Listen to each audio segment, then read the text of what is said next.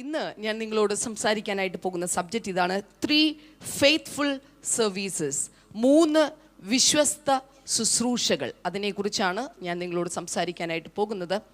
ആധാരമായിട്ട് നമ്മളൊരു വചനം വായിക്കാനായി പോകുന്നത് 2 തിമത്തിയോസിൻ്റെ ലേഖനത്തിൽ നിന്നാണ്. ദയവായി സ്ക്രീനിൽ അത് കാണിക്കുവാനായിട്ട് ഞാൻ പ്രോത്സാഹിപ്പിക്കുന്നു. 2 തിമത്തി ചാപ്റ്റർ 2 വേഴ്സ് 2-7. 2 തിമത്തിയോസിൻ്റെ ലേഖനം 2-ാം അധ്യായത്തിൻ്റെ 2 മുതൽ 7 വരെയുള്ള വേദഭാഗങ്ങളാണ്. എനിക്കൊന്ന് നിങ്ങളുടെ കയ്യിൽ നിങ്ങൾ ബൈബിൾ ഇതിനോടകം കൊണ്ടുവന്നിട്ടുണ്ടാകും. കഴിഞ്ഞ ആഴ്ച ഓർപ്പിച്ചതുപോലെ ഞാൻ ഒരിക്കൽ കൂടി ഓർപ്പിക്കുന്നു.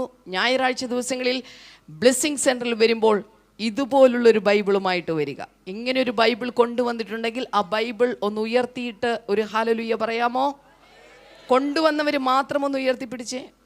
Yes, hallelujah, praise God. പലരും പറയും മൊബൈലിൽ ബൈബിൾ ഉണ്ട്, നോ പ്രോബ്ലം, കുഴപ്പമില്ല. പക്ഷേ നിങ്ങൾ ഈ വചനം നോക്കുന്ന ആ കൂട്ടത്തിൽ തന്നെയാണ് നിങ്ങളുടെ ഒരു സുഹൃത്തിൻ്റെ, ഒരു കൊളീഗിൻ്റെ ഒരു മെസ്സേജ് കൂടെ ആ മൊബൈലിലേക്ക് വരുന്നത്. അപ്പോൾ ആകെ നിങ്ങൾ ഡിസ്ട്രാക്റ്റഡ് ആയി പോകും. അതുകൊണ്ട് ഞായറാഴ്ച ദിവസങ്ങളിൽ വരുമ്പോൾ എൻ്റെ ഒരു സജഷൻ ഇതാണ്: ദയവായി മൊബൈലുകൾ സ്വിച്ച് ഓഫ് മോഡിലേക്ക് ഇടുക, ഇങ്ങനൊരു ബൈബിൾ കൊണ്ടുവരിക. ഇവിടെ ഇരിക്കുന്ന 3 മണിക്കൂർ സമയം അത് പരിപൂർണമായും യേശുവിനോട് ഒപ്പമായി തീരട്ടെ. എത്ര പേർ ചേർന്നൊരു ഹല്ലേലൂയ പറയും? ഹല്ലേലൂയ. സോ നമ്മൾ ഒരുമിച്ച് ചേർന്ന വചനം വായിക്കാൻ പോവുകയാണ്. മറ്റ് ബ്ലെസ്സിങ് സെൻ്ററിലുള്ളവർ ഇപ്പോൾ ബൈബിളിലേക്ക് നോക്കുക. 2 തിമത്തിയോസിൻ്റെ ലേഖനം 2-ാം അധ്യായം അതിൽ 2-ാമത്തെ വചനത്തിലേക്ക് ദയവായി എല്ലാവരും ചേർന്ന് വായിക്കാമോ? ചേർന്ന് വായിച്ചാലും. നീ പല സാക്ഷികളുടെ മുൻപാകെ കേട്ടതെല്ലാം മറ്റുള്ളവരോട് ഉപദേശിപ്പാൻ സമർത്ഥരായ വിശ്വസ്ത മനുഷ്യരെ ഭരമേൽപ്പിക്കുക. 3-ാമത്തെ വചനം, ക്രിസ്തു യേശുവിൻ്റെ, ചേർന്ന് വായിച്ചോളൂ KP ജോർജ് ബ്രദർ. ക്രിസ്തു യേശുവിൻ്റെ നല്ല ഭടനായി നീയും എന്നോടുകൂടെ കഷ്ടം സഹിക്കുക. 4, പട ചേർത്തവനെ പ്രസാദിപ്പിക്കേണ്ടതിന് യാതൊരു പടയാളിയും ജീവന കാര്യങ്ങളിൽ ഇടപെടാതിരിക്കുന്നു. 5, മല്ലുകെട്ടിയാലും ചട്ടപ്രകാരം പോരാടായികയിൽ കിരീടം പ്രാപിക്കുകയില്ല. 6, അധ്വാനിക്കുന്ന കൃഷിക്കാരനാകുന്നു ആദ്യ ഫലം അനുഭവിക്കേണ്ടത്. 7, ഞാൻ പറയുന്നത് ചിന്തിച്ചു കൊള്ളുക, കർത്താവ് സകലത്തിലും നിനക്ക് ബുദ്ധി നൽകുമല്ലോ. ഹല്ലേലൂയ. നാം എല്ലാവരും തന്നെ വിളിക്കപ്പെട്ടിരിക്കുന്നത് കർത്താവിനെ സേവിക്കാൻ വേണ്ടിയിട്ട്. എത്ര പേര് ആമേൻ പറയും? അടുത്തിരിക്കുന്ന ആളെ നോക്കിയിട്ട് പറയുക, നാം മനുഷ്യരെ സേവിക്കാനല്ല, ദൈവത്തെ സേവിക്കാനായിട്ടാണ് വിളിക്കപ്പെട്ടിരിക്കുന്നത്. എത്ര പേര് ഹല്ലേലൂയ പറയും? ഒരാൾ യേശുവിലേക്ക് വന്നു കഴിയുമ്പോൾ, ബ്ലെസ്സിങ് സെൻറ്ററിലേക്ക് വന്നു കഴിയുമ്പോൾ, ആഴ്ചകളായി നിങ്ങൾ ബ്ലെസ്സിങ് സെൻറ്ററിൽ വരുന്ന വ്യക്തിയാണെങ്കിൽ, മാസങ്ങളായി വരുന്ന വ്യക്തിയാണെങ്കിൽ, ഒരുപക്ഷെ വർഷങ്ങളായി വരുന്ന വ്യക്തിയാണെങ്കിൽ, നിങ്ങൾ മനസ്സിലാക്കുക, നിങ്ങൾ ആ ബ്ലെസ്സിങ് സെൻറ്ററിലേക്ക് ഒരു ദൈവസഭയ്ക്കകത്തേക്ക് കടന്നു വന്നത് നിങ്ങൾക്ക് വേണ്ടി മാത്രം ജീവിക്കാനല്ല, അതിനപ്പുറം നിങ്ങളെ വിളിച്ച് വേർതിരിച്ച് നിങ്ങളുടെ കർത്താവിന് വേണ്ടി ജീവിക്കാൻ വേണ്ടിയിട്ടാണ്. ഹല്ലേലൂയ. അതുകൊണ്ട് ആദ്യം നാം കടന്നു വരുന്ന സമയത്ത് നമുക്കെല്ലാവർക്കും തന്നെ നമ്മുടെ ആവശ്യങ്ങളും നമ്മുടെ പ്രാർത്ഥനാ വിഷയങ്ങളും എല്ലാം ഉണ്ടാകും. അതൊരിക്കലും തെറ്റായിട്ടുള്ളൊരു കാര്യമല്ല. എന്നാൽ ദിവസങ്ങൾ കഴിയുന്തോറും, ആഴ്ചകൾ കഴിയുന്തോറും നാം മനസ്സിലാക്കേണ്ട ഒരു യാഥാർത്ഥ്യമുണ്ട്. എൻ്റെ യേശു എന്നെ വിളിച്ചത് എൻ്റെ യേശുവിനെ സേവിക്കാൻ വേണ്ടിയിട്ടാണ്. ഹല്ലേലൂയ. എന്നാൽ പലപ്പോഴും പാരമ്പര്യങ്ങളും പാരമ്പര്യ സഭകളുമൊക്കെ ദൈവത്തെ സേവിക്കുക എന്ന് പറയുന്നതിന് ഒരു സെറ്റ് ഓഫ് പീപ്പിൾ അല്ലെങ്കിൽ ഒരു വിഭാഗം ജനങ്ങളുടെ മാത്രം ഉത്തരവാദിത്തമാണ്, ഡ്യൂട്ടിയാണ് എന്ന് കരുതിയിട്ട് ദൈവവേല എന്ന് പറയുന്നത് ഒരു വിഭാഗക്കാരുടേത് മാത്രമായിട്ട് മാറ്റിവെച്ചിരിക്കുകയാണ്. എന്നാൽ മനസ്സിലാക്കേണ്ടത്, പുതിയ നിയമത്തിൽ ഓരോ രക്ഷിക്കപ്പെട്ട വിശ്വാസിയുടെയും ധർമ്മമാണ് ദൈവത്തെ സേവിക്കുക എന്നുള്ളത്. അടുത്തിരിക്കുന്ന ആളെ നോക്കിയിട്ട് പറയുക, നമ്മുടെ എല്ലാവരുടെ ഉത്തരവാദിത്തമാണ് ദൈവത്തെ സേവിക്കുക എന്നുള്ളത്. ഹല്ലേലൂയ. അതൊരിക്കലും ബ്രദർ ഡാമിൻ്റെയോ സിസ്റ്റർ ഷെമയുടെയോ അല്ലെങ്കിൽ ഏതെങ്കിലും ഓവർസിയേഴ്സിൻ്റെയോ സോണൽ മിനിസ്റ്റേഴ്സിൻ്റെയോ മാത്രം ഉത്തരവാദിത്തമല്ല. ദൈവം നമ്മെ വിളിച്ച് അവൻ്റെ സഭയോട് ചേർത്ത് പണിതിട്ടുണ്ടെങ്കിൽ അതിൻ്റെ ഏക ലക്ഷ്യം എന്നുള്ളത് അവൻ്റെ വേല നാം ചെയ്യുക എന്നുള്ളതാണ്. ഹല്ലേലൂയ. അതിൽ പലപ്പോഴും ഇപ്പോഴും ആ വേലയിൽ തുടർന്നുകൊണ്ടിരിക്കുന്ന ഒത്തിരി വിശ്വാസികൾ ഇതിനിടയിലുണ്ട് എന്ന് എനിക്കറിയാം. അപ്പോൾ തന്നെ ഒരു കാലത്ത് ശക്തമായി ദൈവവേല ചെയ്യുകയും ഇപ്പോൾ കുറച്ച് സുല്ലിട്ട് നിൽക്കുന്ന വിശ്വാസികളുണ്ട് എന്ന് എനിക്കറിയാം. അപ്പോൾ തന്നെ എന്താണ് ചെയ്യേണ്ടത് എന്നറിയാതെ വെറുതെ വരുന്നു, പോകുന്നു എന്നുള്ള നിലപാടിൽ നിൽക്കുന്ന വിശ്വാസികളും ബ്ലെസ്സിങ് സെന്ററിൽ ഉണ്ട് എന്ന് എനിക്കറിയാം. എന്നാൽ ഇന്നത്തെ എൻ്റെ സന്ദേശത്തിൽ ഇപ്പോൾ ചെയ്തുകൊണ്ടിരിക്കുന്നവർക്ക് അത് കുറച്ചുകൂടെ ആക്കം കൂട്ടുവാനും, ചെയ്യുന്നതിൽ അല്പം വീഴ്ച വരുത്തിയിട്ടുള്ളവർ തെറ്റു മനസ്സിലാക്കി തിരിച്ച് അവരുടെ സ്ഥാനത്ത് വന്നു നിന്ന് വീണ്ടും ആ വേല തുടരുവാനും, ഇതുവരെ ചെയ്തു തുടങ്ങിയിട്ടില്ലാത്തവർ ആ വേലയിൽ ശക്തരായി അത് തുടങ്ങുവാനുമുള്ള പ്രചോദനം ഇന്നത്തെ സന്ദേശത്തിലൂടെ ഉണ്ടാകട്ടെ എന്ന് ഞാൻ ആദ്യമേ തന്നെ പ്രാർത്ഥിക്കുകയാണ്. ചേർന്നൊരു ഹല്ലേലൂയ ഒരിക്കൽ കൂടെ പറഞ്ഞാലും. ഓരോ വിശ്വാസിയും വിളിക്കപ്പെട്ടിരിക്കുന്നത് കർത്താവിൻ്റെ വേല ചെയ്യുവാൻ വേണ്ടിയിട്ടാണ്. സത്യത്തിൽ കർത്താവിൻ്റെ വേല എന്ന് പറയുന്നത് യേശുവിൻ്റെ വാക്കുകളിൽ പറഞ്ഞാൽ എൻ്റെ പിതാവിൻ്റെ ഇഷ്ടം നിവർത്തിക്കുക അത്രേ എൻ്റെ ആഹാരം, അവൻ്റെ വേല തികയ്ക്കുന്നത് അത്രേ എൻ്റെ ആഹാരം എന്ന് യേശു കർത്താവ് പറഞ്ഞിരിക്കുമ്പോൾ, ഒരു വ്യക്തിയെ സംബന്ധിച്ചിടത്തോളം ഒരു ആഹാരം കഴിച്ചു കഴിയുമ്പോൾ, ഭക്ഷണം കഴിച്ചു കഴിയുമ്പോൾ ഉണ്ടാകുന്ന സംതൃപ്തി പോലെയാകണം ഒരു വിശ്വാസിക്ക് ദൈവവേലയോടുള്ള മനോഭാവം. ഹല്ലേലൂയ. ഒരിക്കലും ഭക്ഷണം കഴിക്കാത്തവരെ പോലെ, ഒരിക്കലും ദൈവത്തിന് വേണ്ടി ഒന്നും ചെയ്യാത്തവരായിട്ട് ആരെങ്കിലും ഇവിടെ ഇരിക്കുന്നുണ്ടെങ്കിൽ ഓർക്കുക, ആത്മീകമായ രീതിയിൽ നാം ചെറിയൊരു പട്ടിണിയിലാണ് മുന്നോട്ട് പോകുന്നത്. എന്നാൽ കർത്താവിൻ്റെ വേല ചെയ്യുമ്പോൾ, അവൻ്റെ വേല നാം തികയ്ക്കുമ്പോൾ സംഭവിക്കുന്നത്, നാം കർത്താവിൻ്റെ നാമത്തിൽ പ്രതി ചെയ്യുന്ന കാര്യങ്ങൾ, ആഹാരം കഴിക്കുന്നത് പോലുള്ളൊരു സംതൃപ്തി നമ്മുടെ ആത്മീക മനുഷ്യനുണ്ടാവുകയാണ്. വിശ്വാസികൾ പലപ്പോഴും ആഴ്ചകളും മാസങ്ങളും വർഷങ്ങളുമായിട്ട് ദൈവസഭയിൽ വന്ന് ആരാധിച്ചു കഴിയുമ്പോൾ, കുറച്ച് കഴിയുമ്പോൾ അവരെ സംബന്ധിച്ച് ചില നിരാശകൾ വരുന്നത് ഞാൻ കണ്ടിട്ടുണ്ട്. അതിൻ്റെ പ്രധാനപ്പെട്ട കാരണം എന്നുള്ളത് ദൈവവേലയിൽ അവർ ശക്തരായി മുന്നോട്ട് പോകാത്തത് കൊണ്ടാണ്. ദൈവവേലയിൽ മുന്നോട്ട് പോകാതിരിക്കുമ്പോൾ പലതരത്തിലുള്ള പ്രശ്നങ്ങൾ നമ്മെ സമീപിക്കാൻ സാധ്യതയുണ്ട്. പലതരത്തിലുള്ള പ്രശ്നങ്ങളിലേക്ക്, അബദ്ധങ്ങളിലേക്ക് നാം വീണുപോകാൻ സാധ്യതയുണ്ട്. അത്തരം പ്രശ്നങ്ങളും പ്രഷറുകളും ഉണ്ടാകുന്ന സമയത്ത് നമുക്ക് പിടിച്ചു നിൽക്കാൻ സാധിക്കാതെ നിരാശയിൽ അകപ്പെട്ടു പോകുവാൻ കാരണം ദൈവവേല എന്നുള്ള പ്രധാന ഉത്തരവാദിത്വത്തിൽ നിന്ന് വിശ്വാസികൾ വഴുതി മാറുന്നത് കൊണ്ടാണ്. ഞാൻ പറയുന്ന എത്ര പേർക്ക് മനസ്സിലാകുന്നുണ്ട്? അതുകൊണ്ട് ഓരോ വിശ്വാസിയും, ബ്ലെസ്സിങ് സെന്ററുകളിൽ ആരാധനയ്ക്ക് വരുന്ന ഓരോ വിശ്വാസിയും ശ്രദ്ധിക്കേണ്ട പ്രധാനപ്പെട്ട കാര്യമാണ്, കർത്താവ് എന്നെ വിളിച്ചിരിക്കുന്നത് എൻ്റെ പ്രാർത്ഥനാ വിഷയങ്ങൾക്ക് മറുപടി കിട്ടി അത് ആസ്വദിച്ചുകൊണ്ട് ജീവിക്കാൻ വേണ്ടി മാത്രമല്ല, കർത്താവിന് വേണ്ടി ചിലത് പ്രവർത്തിക്കാൻ വേണ്ടി കൂടിയാണ്. അത് സമ്മതിക്കുന്നവരുണ്ടെങ്കിൽ കൈകൾ ഉയർത്തി ഒരു ഹല്ലേലൂയ പറഞ്ഞാലും. കർത്താവിന് വേണ്ടി വേല ചെയ്യുക എന്ന് പറഞ്ഞാൽ ഒരിക്കലും കർത്താവ് നേരിട്ട് നമ്മുടെ മുൻപിൽ നിൽക്കുന്നില്ല. കർത്താവിനെ സേവിക്കുക എന്ന് പറഞ്ഞാൽ അവൻ്റെ പാദം കഴുകുകയോ, അവൻ്റെ കൈക്ക് പിടിക്കുകയോ, അവനെ കെട്ടിപ്പിടിക്കുകയോ, അവനെ ചുംബിക്കുകയോ, അവന് വേണ്ട ഭക്ഷണം കൊടുക്കുകയോ ഒക്കെ ചെയ്യാൻ വേണ്ടിയിട്ട് ഇന്ന് കർത്താവിൻ്റെ ആ ശരീരം ഇന്ന് ഭൂമിയിലില്ല. എന്നാൽ കർത്താവിൻ്റെ ശരീരമായിട്ട് ദൈവസഭയാണ് ഇന്ന് ഭൂമിയിലുള്ളത്. മറ്റൊരു തരത്തിൽ പറഞ്ഞാൽ ദൈവത്തെ സേവിക്കുക എന്ന് വെച്ചാൽ അർത്ഥം ജനങ്ങളെ സേവിക്കുക എന്നുള്ളതാണ്. അടുത്തിരിക്കുന്ന ആളെ നോക്കിയിട്ട് പറയുക, ദൈവത്തെ സേവിക്കുക എന്ന് വെച്ചാൽ ജനങ്ങളെ സേവിക്കുക എന്നുള്ളതാണ്. ഹല്ലേലൂയ. ഒരിക്കൽ ഒരു സ്ത്രീ ഉണ്ടായിരുന്നു.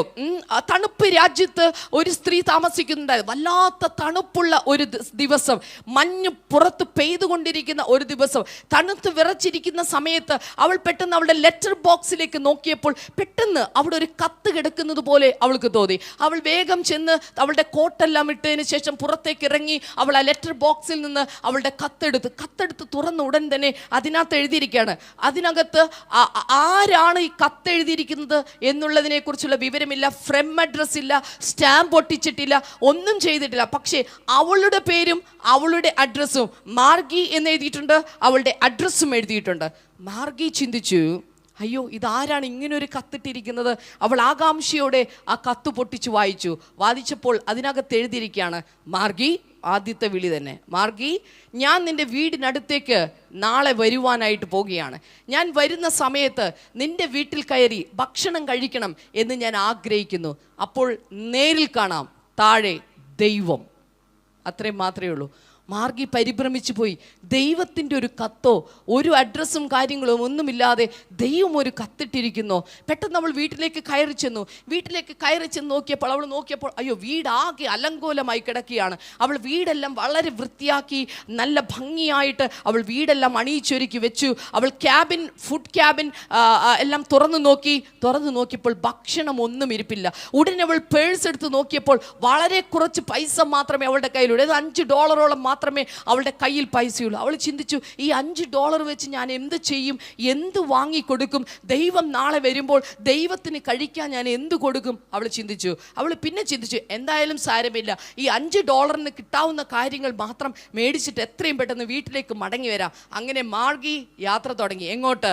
അവളൊരു ഫുഡ് സ്റ്റോറിലേക്ക്, ഭക്ഷണ സാധനങ്ങൾ വിൽക്കുന്ന കടയിലേക്ക് ചെന്നു. അവിടെ ചെന്നതിന് ശേഷം അവൾ ഒരു പാക്കറ്റ് ബ്രെഡ് വാങ്ങിച്ചു, അല്പം ചിക്കൻ, മറ്റ് സ്ലൈസ് ചെയ്ത് വെച്ചിരിക്കുന്ന കുറച്ച് ചിക്കൻ വാങ്ങിച്ചു, ഒരു പാത്രം പാല് മേടിച്ചു.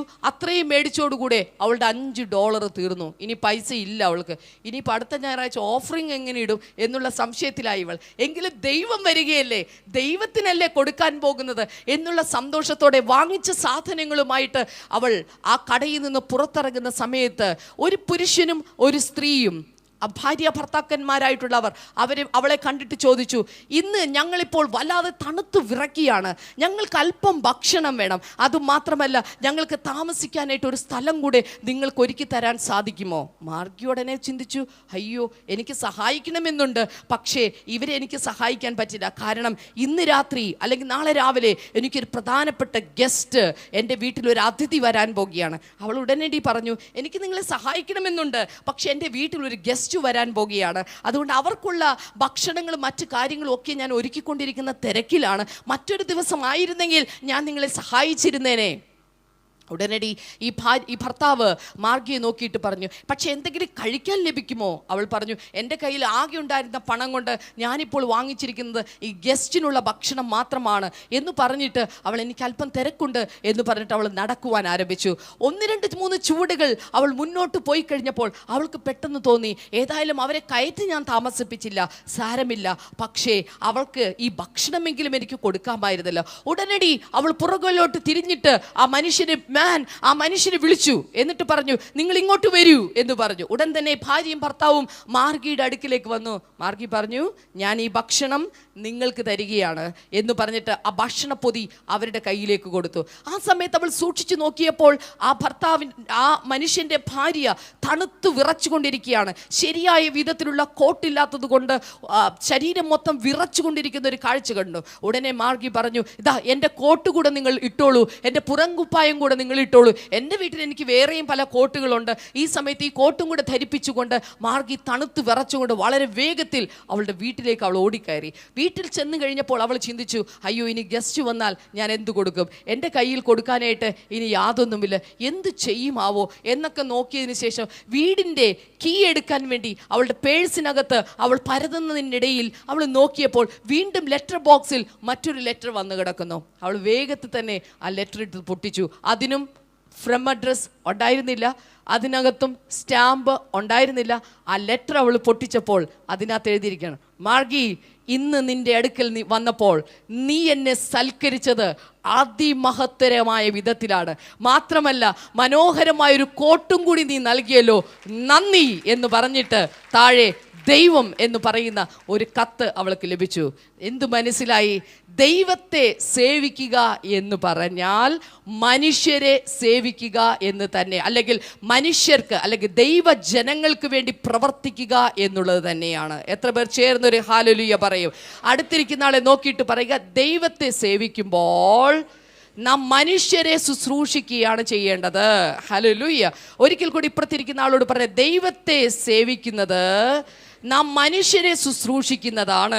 ഹല്ലേലൂയ. പലപ്പോഴും നമുക്കൊരു തെറ്റിദ്ധാരണ വരും, അത് ഒരു സെറ്റ് ഓഫ് പീപ്പിളിന് മാത്രം, ഒരു വിഭാഗക്കാർക്ക് വേണ്ടി മാത്രമുള്ളതാണെന്ന്. അല്ല, നിങ്ങൾ രക്ഷിക്കപ്പെട്ട വ്യക്തിയാണെങ്കിൽ, നിങ്ങൾ യേശുവിനെ അറിഞ്ഞിട്ടുള്ള വ്യക്തിയാണെങ്കിൽ, യേശുവിനെ ആരാധിക്കുന്ന വ്യക്തിയാണെങ്കിൽ, നിങ്ങളൊരു ബ്ലെസ്സിങ് സെന്ററിൽ തുടർമാനമായി ആരാധനയ്ക്ക് വന്നുകൊണ്ടിരിക്കുന്ന ഒരു വ്യക്തിയാണെങ്കിൽ, നിങ്ങളുടെ പ്രധാനപ്പെട്ട ഉത്തരവാദിത്തമാണ് മനുഷ്യരെ ശുശ്രൂഷിക്കുക എന്നുള്ളത്. എത്ര പേർ ചേർന്ന് ഉറക്കെ ഒരു ഹല്ലേലൂയ പറയും?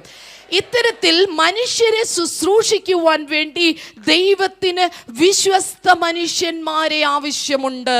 മറ്റൊരു തരത്തിൽ പറഞ്ഞാൽ ആ ദൈവവേലയ്ക്ക് വേണ്ടി വിശ്വസ്തന്മാരെ ആവശ്യമുണ്ട്. നാം വായിച്ച വേദഭാഗങ്ങളിൽ നമുക്ക് പ്രധാനമായി 3 തരത്തിലുള്ള ജോലിക്കാരെ നമുക്ക് കാണാനായി സാധിക്കുന്നുണ്ട്. അതിൻ്റെ 2-ാമത്തെ വചനം, 3-ാമത്തെ വചനം, 4-ാമത്തെ വചനം ദയവായി ഒരിക്കൽ കൂടെ കാണിച്ചാലും അതിൻ്റെ വിശ്വസ്ത മനുഷ്യന്മാരെ ഭരമേൽപ്പിക്കുക. 2-ാമത്തെ വചനത്തിൽ നിങ്ങൾക്ക് അത് കാണാൻ സാധിക്കുന്നു. 3-ാമത്തെ വചനത്തിലേക്ക് വരുമ്പോൾ കാണുന്നു, ക്രിസ്തു യേശുവിൻ്റെ നല്ല എന്താണ് ഭടനായി, ഒരു പടയാളിയായി എന്നോടുകൂടെ കഷ്ടം സഹിക്കുക. 1-ാമത്തെ അവിടെ കാണിച്ചിരിക്കുന്ന ജോലിക്കാരൻ, ജോലി എന്നുള്ളത് ഒരു പടയാളിയുടേതാണ്. ഉറക്കെ പറയാമോ? പടയാളി. ശബ്ദമുയർത്തി പറയാമോ?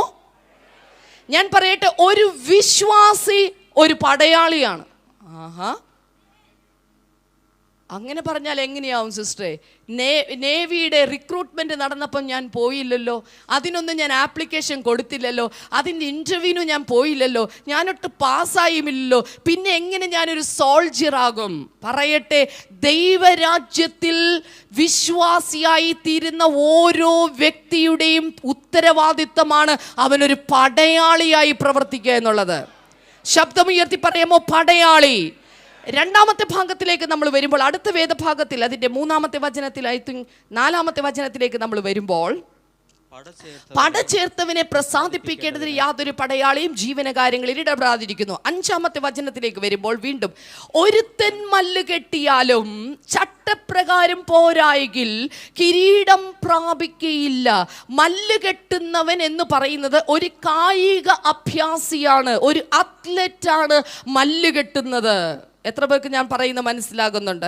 ഇംഗ്ലീഷ് ഭാഷയിലുള്ള ബൈബിളിൽ നിന്ന് വ്യക്തമായിട്ട് അത്ലറ്റ് എന്ന് പറയുന്ന വേർഡ് തന്നെ നമുക്ക് കാണാൻ സാധിക്കുന്നുണ്ട്. ഒരു കായിക അഭ്യാസി എന്ന് പറയുന്ന പദം തന്നെ നമുക്ക് കാണാൻ സാധിക്കുന്നുണ്ട്. അതുകൊണ്ട് ഒരു വിശ്വാസി ഒരു കായിക അഭ്യാസിയെ പോലെയാണ്. ആഹാ, നമുക്കറിയാവുന്ന കുറേ കായിക അഭ്യാസികളുടെ പേര് നമുക്കറിയാം. പക്ഷെ അവരെക്കാളൊക്കെ ശക്തരായി ഓടുന്ന, പ്രവർത്തിക്കുന്ന ഒരു കായിക അഭ്യാസിയാണ് ഒരു വിശ്വാസി എന്നുള്ളത്. ഹല്ലേലൂയ. 3-ാമതായിട്ട് ഒരു കാര്യം കൂടെ നമുക്കവിടെ അടുത്ത വേദഭാഗങ്ങളിലേക്ക്, എനിക്ക് തോന്നുന്നു 6-ാമത്തെയോ 7-ാമത്തെയോ 6-ാമത്തെ വചനത്തിൽ, അധ്വാനിക്കുന്ന, അടുത്ത വായിക്കാമോ? കൃഷിക്കാരൻ ആകുന്നു ആദ്യം ഫലം അനുഭവിക്കേണ്ടത്. 3-ാമത്തെ ഒരു കാര്യമാണ്, ഒരു വിശ്വാസി ഒരു കൃഷിക്കാരനെ പോലെയാണ്. 3 കാര്യങ്ങൾ എന്തൊക്കെയാണെന്ന് പറയാമോ?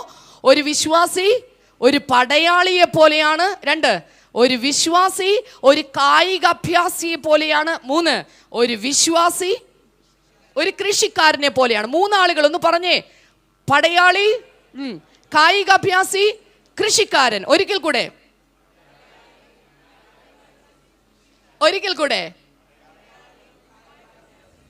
അടുത്തിരിക്കുന്ന ആൾക്ക് നോക്കി, അയാളുടെ മുഖത്തേക്ക് നോക്കിയിട്ട് ഈ 3 കാര്യങ്ങളൊന്ന് പറഞ്ഞേ. 1-ാമത്തെ കാര്യം എന്താണ്? 2-ാമത്തെ കാര്യം എന്താണ്? 3-ാമത്തെ കാര്യം എന്താണ്? ഇപ്പുറത്തിരിക്കുന്ന ആളോടും പറഞ്ഞേ. എന്നിട്ട് കൈ ഒന്ന് ഉയർത്തിയിട്ട് പറഞ്ഞേ, ഞാൻ ഒരു പടയാളിയാണ്, ഞാൻ ഒരു കായിക അഭ്യാസിയാണ്, ഞാൻ ഒരു കൃഷിക്കാരനാണ്. എത്ര പേര് ആമേൻ പറയും? ഓർക്കുക, ബ്ലെസ്സിംഗ് സെന്ററിൽ ആരാധിക്കുന്ന ഓരോ വിശ്വാസിയും, ഒരുപക്ഷെ ലൈവ് ടെലികാസ്റ്റിലൂടെ കണ്ടുകൊണ്ടിരിക്കുന്ന ഓരോ വിശ്വാസിയും മനസ്സിലാക്കുക, നിങ്ങളുടെ വിശ്വാസി എന്ന് പറയുന്ന ആ നാമത്തിന് പുറകിൽ ഈ 3 ഉത്തരവാദിത്തങ്ങൾ കിടക്കുന്നുണ്ട്. നിങ്ങളൊരു പടയാളിയാണ്, നിങ്ങളൊരു കായിക അഭ്യാസിയാണ്, നിങ്ങളൊരു കൃഷിക്കാരനും കൂടിയാണ്. ഹല്ലേലൂയ. ഏത് തരത്തിലുള്ള പടയാളി? അതാണ് ഇനി പഠിക്കേണ്ടതുള്ളത്. 1-ാമത്തെ പടയാളി എന്നുള്ളത് ഡെഡിക്കേറ്റഡ്, അല്ലെങ്കിൽ ഡെഡിക്കേഷൻ ഓഫ് എ സോൾജിയർ, അഥവാ സമർപ്പണമുള്ള ഒരു പടയാളി. ഡെഡിക്കേറ്റഡ് ലൈക്ക് സോൾജിയർ, സമർപ്പണമുള്ള ഒരു പടയാളിയായിരിക്കണം. 2-ാമതായിട്ട് ഡിസിപ്ലിൻ ലൈക്ക് അത്ലറ്റ്സ്, അഥവാ കായിക അഭ്യാസിയെ പോലെ അച്ചടക്കമുള്ള വ്യക്തിയായിരിക്കണം. 3-ാമതായിട്ട് ഡിലിജൻ ലൈക്ക് ഫാമേഴ്സ്, ഒരു കൃഷിക്കാരനെ പോലെ ജാഗ്രതയുള്ള ഒരു വിശ്വാസിയായിരിക്കണം. 3 കാര്യങ്ങൾ നമുക്ക് ആവശ്യമുണ്ട്: സമർപ്പണം, അച്ചടക്കം, ജാഗ്രത. പടയാളിക്ക് വേണ്ടത് സമർപ്പണമാണെങ്കിൽ ഒരു കായികാഭ്യാസിക്ക് വേണ്ടത് അച്ചടക്കമാണ്. അപ്പോൾ തന്നെ ഒരു കൃഷിക്കാരന് വേണ്ടത് ജാഗ്രതയാണ്. ഈ കാര്യങ്ങളാണ് ഇന്ന് ഈ ഞായറാഴ്ച നിങ്ങളെ പഠിപ്പിക്കുവാനായിട്ട് ഞാൻ ആഗ്രഹിക്കുന്നത്. ഒന്നാമത്തെ കാര്യം എന്താണ്? ആരാണ് നമ്മൾ? ആദ്യമേ നമ്മൾ ആരാണ്? ഉറക്കെ പറയാമോ? കേൾക്കുന്നില്ലല്ലോ. ഏറ്റവും പുറകിൽ നിന്നുകൂടെ ആ ശബ്ദം ഉയരട്ടെ. എല്ലാ ബ്ലെസ്സിംഗ് സെന്ററിലും ഉള്ളവർ പടയാളി. ഹല്ലേലൂയ.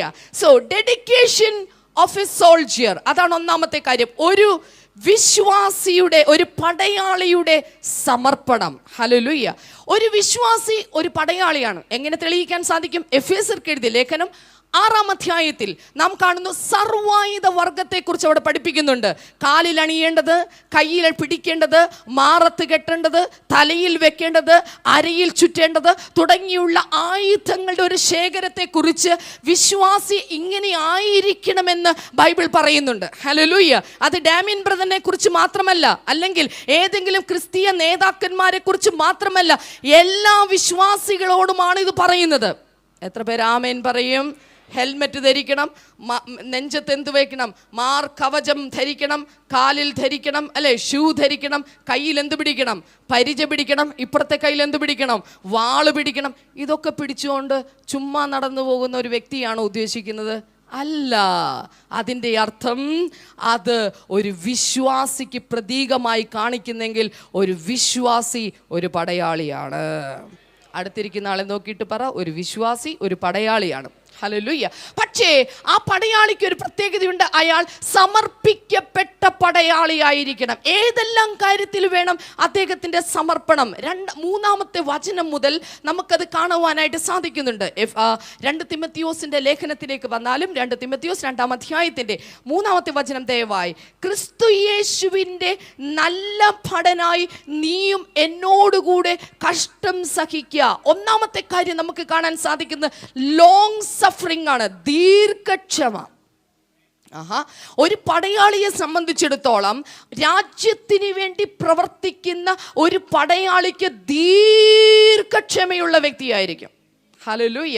ചിലപ്പോൾ അതിരാവിലെ 3 മണിക്കോ 4 മണിക്കോ അവരുടെ പ്രവർത്തനം തുടങ്ങിക്കഴിഞ്ഞാൽ രാത്രി ഏറെ വൈകി 12 മണിക്കും ചിലപ്പോൾ വീണ്ടും 3 മണി വരെ ഒക്കെ ആയിരിക്കാം. 24 മണിക്കൂർ, 48 മണിക്കൂർ, 72 മണിക്കൂർ ഇങ്ങനെയുള്ള കണക്കിലൊക്കെ ആയിരിക്കാം അവരുടെ പ്രവർത്തനങ്ങൾ ചില ദിവസങ്ങൾ നീണ്ടു നിൽക്കുന്നത്.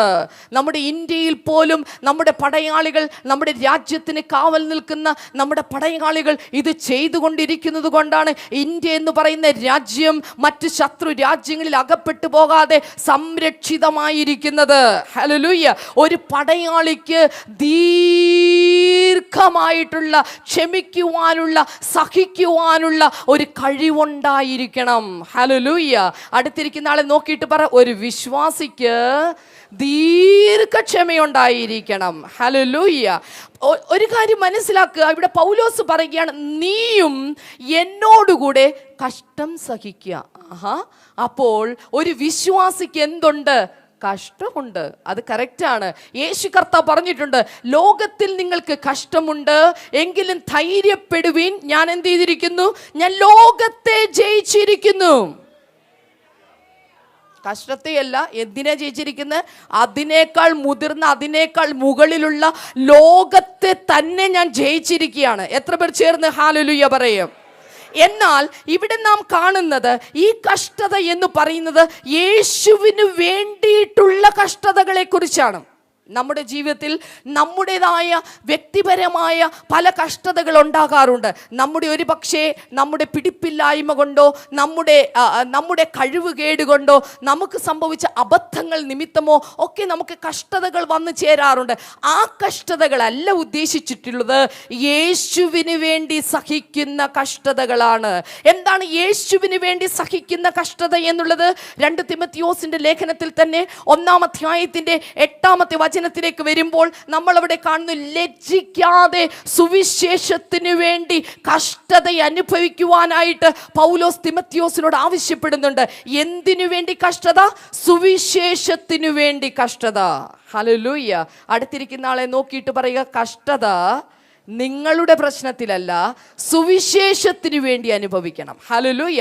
ബൈബിൾ പറയുന്നു, നിങ്ങൾ എന്നോടുകൂടെ കഷ്ടം അനുഭവിക്കുന്നുവെങ്കിൽ നിങ്ങൾ എന്നോടുകൂടെ ഒരു ദിവസം വാഴും. എത്ര പേര് ആമേൻ പറയുന്നുണ്ട്? യേശുവിനോടൊപ്പം കഷ്ടത അനുഭവിക്കുന്ന ഒരാൾക്ക് മാത്രമേ ഒരിക്കൽ യേശു രാജാവായി ഭൂമിയിൽ വന്ന് വാഴുമ്പോൾ അവനോടൊപ്പം വാഴുവാനായിട്ട് സാധിക്കുകയുള്ളൂ. എന്നാൽ ആ കഷ്ടത ഒരു വിശ്വാസി സ്വന്തം ജീവിതത്തിൽ, സ്വന്തം കാര്യങ്ങളിൽ, സ്വന്തം കയ്യിലുള്ള പ്രശ്നങ്ങളാൽ നിമിത്തം വരുന്ന കഷ്ടതയെ കുറിച്ചല്ല അത് പറയുന്നത്. സുവിശേഷം നിമിത്തമായി കഷ്ടത അനുഭവിക്കുന്നവർ ഒരു ദിവസം ക്രിസ്തുവിനോട് ഒരുമിച്ച് വാഴുന്നവരായി അവർ മാറും. അടുത്തിരിക്കുന്ന ആളെ നോക്കിയിട്ട് ചോദിച്ചേ, സുവിശേഷത്തിന് വേണ്ടി കഷ്ടം അനുഭവിച്ചിട്ടുണ്ടോ ചോദിച്ചേ. വേറൊരാളോട് ചോദിച്ച, സുവിശേഷത്തിന് വേണ്ടി. മത്തായിയുടെ സുവിശേഷം 5-ാം അധ്യായത്തിന്റെ 10-12 വചനങ്ങളിലേക്ക് വരുമ്പോൾ നമ്മളവിടെ കാണുന്നു, എൻ്റെ നിമിത്തം നിങ്ങളെ ആരെങ്കിലും പഴിക്കുകയോ ദുഷിക്കുകയോ ഒക്കെ ചെയ്തു കഴിഞ്ഞാൽ നിങ്ങൾ എന്ത് ചെയ്യുവിൻ? വേഗം തന്നെ ന്യൂസ് പേപ്പറിൽ ഒരു ആഡ് കൊടുക്കണം. എന്താണ്? എല്ലാവരും എന്നെ പഴിച്ചിരിക്കുന്നു, ദുഷിച്ചിരിക്കുന്നു, നാട്ടുകാരെ എല്ലാവരും വരൂ, എന്നെ ആശ്വസിപ്പിക്കൂ. ആണോ? അല്ല.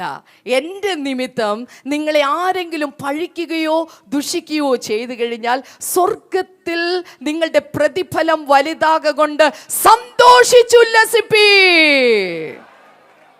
പക്ഷെ അവിടെ എഴുതിയിട്ടുണ്ട്, ആരുടെ നിമിത്തം?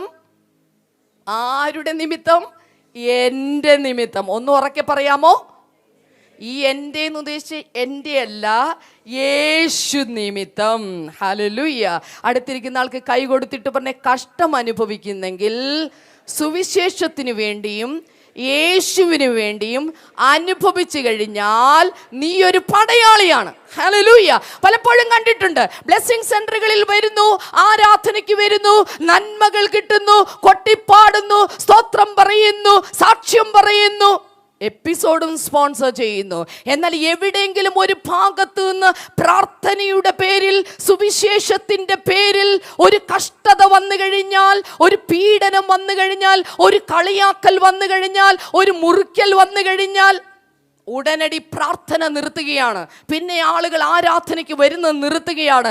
നോക്കുക, സുവിശേഷത്തിന് വേണ്ടി കഷ്ടത അനുഭവിക്കാൻ ഒരു സാധ്യത വരുന്നത് ഒരിക്കലും നല്ല സ്ഥലങ്ങളിൽ നിന്നല്ല. എപ്പോഴും ഓർക്കുക, നിങ്ങളുടെ തൊട്ടടുത്ത് നിൽക്കുന്ന ബന്ധുക്കളിൽ നിന്നും നിങ്ങളുടെ മിത്രങ്ങളിൽ നിന്നുമാണ് സുവിശേഷത്തിന് വേണ്ടിയിട്ടുള്ള കഷ്ടത അനുഭവിക്കേണ്ടി വരുന്നത്. അത്തരം സന്ദർഭങ്ങൾ, സാഹചര്യങ്ങൾ ഉണ്ടാകുമ്പോൾ പടയാളിയായ ഒരു വിശ്വാസിയാണെങ്കിൽ യുദ്ധമുഖത്ത് നിന്ന് ഓടിപ്പോകയില്ല, അവിടെ തന്നെ ഉറച്ചു നിൽക്കും. ജീവിതത്തിന്റെ അനുഭവത്തിൽ പറയട്ടെ, ഒരു കാലത്ത് ബന്ധുക്കൾ, മിത്രങ്ങൾ ഒക്കെ സുവിശേഷത്തിന്റെ പേരിൽ കളിയാക്കിയ കാലമുണ്ടായിരുന്നു. ഉറച്ചു നിന്നപ്പോൾ അവരുടെ നടുവിൽ മാനിച്ച് നടത്തിയ ദൈവമാണ് എൻ്റെ ദൈവം. അടുത്ത് നിൽക്കുന്ന ആൾക്ക് കൈ കൊടുത്തിട്ട് പറ, യുദ്ധമുഖത്ത് പ്രശ്നം വരുമ്പോൾ ഓടരുതെന്ന് പറ. ഹല്ലേലൂയ. സുവിശേഷത്തിന് വേണ്ടി കഷ്ടം അനുഭവിക്കുവാൻ, യേശുവിൻ്റെ പേരിൽ ഒരു കളിയാക്കൽ ഉണ്ടാകുമ്പോൾ പ്രാർത്ഥന നിർത്തരുത്. പിന്നീട് ഇത് ഒളിച്ചു പോകുന്ന രീതിയാക്കരുത്. അവരുടെ മുഖത്ത് നോക്കി തൻ്റെ ഇടത്തോടെ, ധൈര്യത്തോടെ യേശുവിൻ്റെ വചനവുമായി പോകാൻ ഒരു വിശ്വാസി ഉണ്ടെങ്കിൽ അവനാ യഥാർത്ഥ പടയാളി. ചേർന്നൊരു ഹല്ലേലൂയ. ഹല്ലേലൂയ. അതുകൊണ്ട് യേശുവിനെ സത്യം പറഞ്ഞു കഴിഞ്ഞാൽ യേശുവിൻ്റെ കൂടെ വാഴാൻ, ഭാവിയിലെ യേശുവിൻ്റെ കൂടെ വാഴാൻ, വാഴ്ച നടത്താൻ, രാജാവിൻ്റെ അരികിൽ തന്നെ ഇരുന്നു കൊണ്ട് വാഴ്ച നടത്താനുള്ള അവസരങ്ങളാണ് ഇത്തരം അവസരങ്ങൾ എന്ന് മറക്കരുത്. ഹല്ലേലൂയ. ഇത് വരുന്ന സമയത്ത് ഈ വെളിപ്പാട് നമുക്കുണ്ടാകണം. എത്ര പേർ ചേർന്നൊരു ഹല്ലേലൂയ പറയും? ഒരു പടയാളിയെ സംബന്ധിച്ചിടത്തോളം അയാൾ ഫോക്കസ്ഡ് ആയിരിക്കണം, ശ്രദ്ധ കേന്ദ്രീകൃതമായിട്ടുള്ള ഒരു വ്യക്തിയായിരിക്കണം ഒരു പടയാളി. സാധാരണ രീതിയിൽ ഗ്രീക്കുകാരുടെ ഇടയിൽ ഇത്തരത്തിലുള്ള പടയാളികൾ, ഇങ്ങനെയുള്ള ആളുകൾ ഒക്കെ ഉണ്ടാകുന്ന സമയത്ത് അവിടെ പ്രത്യേകമായിട്ടുള്ള അവർക്ക് പ്രത്യേകമായിട്ടുള്ള പരിശീലനങ്ങളുണ്ട്. ദിവസങ്ങൾ നീണ്ടുള്ള പരിശീലനങ്ങളുണ്ട്. ചില സമയത്ത് അവർക്ക് ഇന്ന ദിവസമാണ് യുദ്ധം എന്ന് പറയുമ്പോൾ ഇത്ര ആഴ്ചകൾക്ക് മുൻപേ യുദ്ധത്തിന് വേണ്ടിയിട്ടുള്ള തയ്യാറെടുപ്പുകളുണ്ട്. പിന്നീട് അവരെ സംബന്ധിച്ച് ഇത്ര മണിക്കായിരിക്കും അവരുടെ എക്സസൈസ് സ്റ്റാർട്ട് ചെയ്യുന്നത്, ഇത്ര മണി വരെയും അവർക്ക് ജോലി ചെയ്യാനുണ്ട്, ഇന്നതുപോലുള്ള ഡയറ്റ് ചെയ്തിട്ടുള്ള ഫുഡ് അല്ലെങ്കിൽ ഭക്ഷണ സംവിധാനങ്ങളായിരിക്കും അവർക്കുള്ളത്. ഇതൊക്കെ അവർ ചെയ്യാൻ തയ്യാറല്ലെങ്കിൽ അവരെ ആ യുദ്ധത്തിന് അവരയക്കുകയില്ല. ഞാൻ പറയുന്നത് എത്ര പേർക്ക് മനസ്സിലാകുന്നുണ്ട്? അതുകൊണ്ട് ഒരു ശ്രദ്ധ കേന്ദ്രീകൃതമായ ഒരു ജീവിതം ഉണ്ടാകണം. അവിടെ ആ 3-ാമത്തെ വചനത്തിൽ പറയുന്നുണ്ട്, നമ്മൾ കാണേണ്ടത് 2 തിമോഥെയോസിന്റെ ലേഖനം 2-ാം അധ്യായത്തിന്റെ 3-ാമത്തെ വചനത്തിലേക്ക് ദയവായി വായിച്ചാലും, ക്രിസ്തുയേശുവിൻ്റെ നല്ല ഭടനായി നീയും എന്നോടുകൂടെ കഷ്ടം സഹിക്കുക. 4-ാമത്തെ വചനത്തിലേക്ക് വന്നാലും, പട ചേർത്തവനെ പ്രസാദിപ്പിക്കേണ്ടതിന് യാതൊരു പടയാളിയും ജീവന കാര്യങ്ങളിൽ ഇടപെടാതിരിക്കുന്നു. നോക്കുക, ഒരു വിശ്വാസിയുടെ ശ്രദ്ധ അവൻ്റെ ജീവിതത്തിൻ്റെ കാര്യത്തിലാകാൻ പാടില്ല. അപ്പോൾ സിസ്റ്ററെ, ഞങ്ങൾ ജീവിക്കണ്ടേ? ഞങ്ങൾക്ക് ആഹാരം കഴിക്കണ്ടേ? ഞങ്ങൾക്ക് വസ്ത്രമുടുക്കണ്ടേ? ഞങ്ങൾക്ക് പാർപ്പിടം ആവശ്യമില്ലേ? ഇതെല്ലാം ആവശ്യമുണ്ട്. പക്ഷെ ഒരു വിശ്വാസി ആയി കഴിയുമ്പോൾ അവൻ്റെ ജീവന കാര്യത്തേക്കാൾ വലുതാകണം അവൻ്റെ ആത്മീക കാര്യം. ഒരാമേൻ കേട്ടില്ലല്ലോ. ഒരിക്കൽ കൂടെ ഞാൻ ആവർത്തിക്കുകയാണ്, ഒരു വിശ്വാസിയെ സംബന്ധിച്ചിടത്തോളം അവൻ്റെ പ്രയോറിറ്റി ലിസ്റ്റിൽ അവൻ്റെ ഭൗതിക കാര്യത്തേക്കാൾ വലുതായിരിക്കണം അവൻ്റെ ആത്മീക കാര്യം എന്നുള്ളത്. അവിടെ നാം കാണുന്നു, ഒരു പടയാളിയും ജീവന കാര്യങ്ങളിൽ ഇടപെടുന്നില്ല. അവന് ഡിസ്ട്രാക്ഷൻ ഉണ്ടാകുന്ന, അവൻ്റെ ശ്രദ്ധ തെറ്റിച്ച് കളയുന്ന ഒരു കാര്യത്തിലും അവൻ ഇടപെടുന്നില്ല. ആ ദിവസങ്ങളിൽ അവൻ ഫോൺ ചെയ്യില്ല. ഭാര്യ വിളിച്ചു പറയും, അടുത്ത 3-4 ആഴ്ചകളിലേക്ക് ഞാൻ ഫോൺ ചെയ്യില്ല, ഞാൻ യുദ്ധമുന്നണിയിലാണ്, ഞാൻ കത്തുവിടുകയില്ല, ഞാൻ ഇന്നതുപോലുള്ള ഭക്ഷണങ്ങളാണ് കഴിക്കുന്നത്, എനിക്ക് പാർട്ടിയില്ല, എനിക്ക് ആ സമയത്ത് കൂട്ടുകാരുള്ള സല്ലപിക്കാനുള്ള അവസരങ്ങളില്ല. മനസ്സിലാകുന്നുണ്ടോ?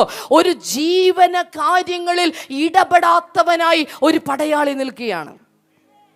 ഹല്ലേലൂയ. എത്ര പേർ ചേർന്നൊരു ഹല്ലേലൂയ പറയും? നമുക്കൊക്കെ പേര് പടയാളിന്നാ, പക്ഷെ ഇഷ്ടമുള്ളപ്പോൾ വരും, ഇഷ്ടമുള്ളപ്പോൾ പോവും. ചിലപ്പം ഭയങ്കര ആത്മീകമായിരിക്കും 3 ആഴ്ചത്തേക്ക്.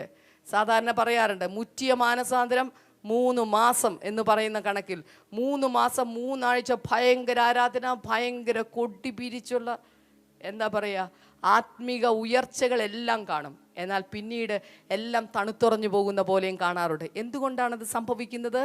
ജീവന കാര്യങ്ങളിൽ ഇടപെടുന്നതിന് പ്രാധാന്യം കൊടുക്കുന്നത് കൊണ്ടാണ്. ഹല്ലേലൂയ. അടുത്തിരിക്കുന്ന ആളെ നോക്കിയിട്ട് പറയുക, നിങ്ങളൊരു പടയാളിയാണെങ്കിൽ നിങ്ങളുടെ ഭൗതിക കാര്യങ്ങളെക്കാൾ ആത്മീക കാര്യങ്ങൾക്ക് പ്രാധാന്യം കൊടുക്കണം. അങ്ങനെ കൊടുത്തില്ലെങ്കിൽ എന്ത് സംഭവിക്കും? ലൂക്കോസിന്റെ സുവിശേഷം 8-ാം അധ്യായത്തിന്റെ 14-ാമത്തെ വചനത്തിലേക്ക് വരുമ്പോൾ അവിടെ ഒരു വിതക്കാരൻ്റെ ഉപമയെക്കുറിച്ച് പറയുന്നതിൽ, അവിടെ വിത്ത് വിതയ്ക്കുന്നതിൽ ചില വിത്തുകൾ എന്തിനിടയിൽ വീണു? മുള്ളിനിടയിൽ വീണു. മുള്ളിനിടയിൽ വീണ വിത്തുകൾ മുളച്ചു, വളർന്നു. പക്ഷെ ദിവസങ്ങൾക്കുള്ളിൽ എന്ത് സംഭവിച്ചു? മുള്ളുകൾ അതിനെ ഞെരുക്കിക്കളഞ്ഞു. ആ മുള്ളുകൾ കാണിക്കുന്ന ഈ ലോകത്തിൻ്റെ ചിന്തയും ധനത്തിൻ്റെ മോഹങ്ങളും ആ മുള്ളുകളാണ്. ആ മുള്ളുകൾ എന്ത് ചെയ്തു? ആ ചെടിയെ ഞെരുക്കിക്കളഞ്ഞു. ഹല്ലേലൂയ. വിശ്വാസിയെ, പടയാളിയെ, നിങ്ങളെ ഞെരുക്കിക്കളയാൻ സാധ്യതയുള്ള 2 മേഖലയാണ് ഈ ലോകത്തിൻ്റെ മോഹം, ധനത്തിൻ്റെ വഞ്ചന എന്ന് പറയുന്നത്. ഹല്ലേലൂയ. പ്രാർത്ഥനയ്ക്ക് വരുമ്പോൾ പലപ്പോഴും നന്മകളില്ലാത്തവരായിട്ട് കടന്നു വരും. പ്രാർത്ഥനയ്ക്ക് ശേഷമായിട്ട് നന്മകളും അനുഗ്രഹങ്ങളും എല്ലാം ലഭിച്ചു കഴിയുമ്പോൾ അപ്പോഴും നാം യേശുവിൻ്റെ പുറകെയാണോ പോകുന്നത്, അതോ നന്മയുടെ പുറകെയാണോ പോകുന്നത്? ചിന്തിക്കേണ്ട കാര്യമാണ്. ഹല്ലേലൂയ. അടുത്തിരിക്കുന്ന ആളെ നോക്കിയിട്ട് പറയുക, ഈ മുള്ളുകൾ നിങ്ങളെ ഞെരുക്കിക്കളയരുത്. പറഞ്ഞേ, വേറൊരാളെ നോക്കിയിട്ട് പറഞ്ഞേ, ഈ മുള്ളുകൾ നിങ്ങൾ എന്ത് ചെയ്യരുത്? ഞെരുക്കിക്കളയാനായിട്ട് നിങ്ങൾ അവസരം കൊടുക്കരുത്. ചേർന്നൊരു ഹല്ലേലൂയ പറഞ്ഞാലും. ഒരു പടയാളിയുടെ 3-ാമത്തെ കാര്യമാണ് അവിടെ തന്നെ എഴുതിയിട്ടുണ്ട്. 4-ാമത്തെ വചനത്തിൽ എഴുതിയിട്ടുണ്ട്, പട ചേർത്തവനെ പ്രസാദിപ്പിക്കണം. അതായത് പടയ്ക്ക് വേണ്ടി അവനെ ചേർത്തവൻ. ആരാണ് പടയ്ക്ക് വേണ്ടി ചേർത്തവൻ? അവൻ്റെ കമാൻഡറാണ്. അവൻ്റെ കമാൻഡറെ അവൻ എന്ത് ചെയ്യണം? പ്രസാദിപ്പിക്കണം. ഉറക്കെ പറഞ്ഞ് പ്രസാദിപ്പിക്കണം.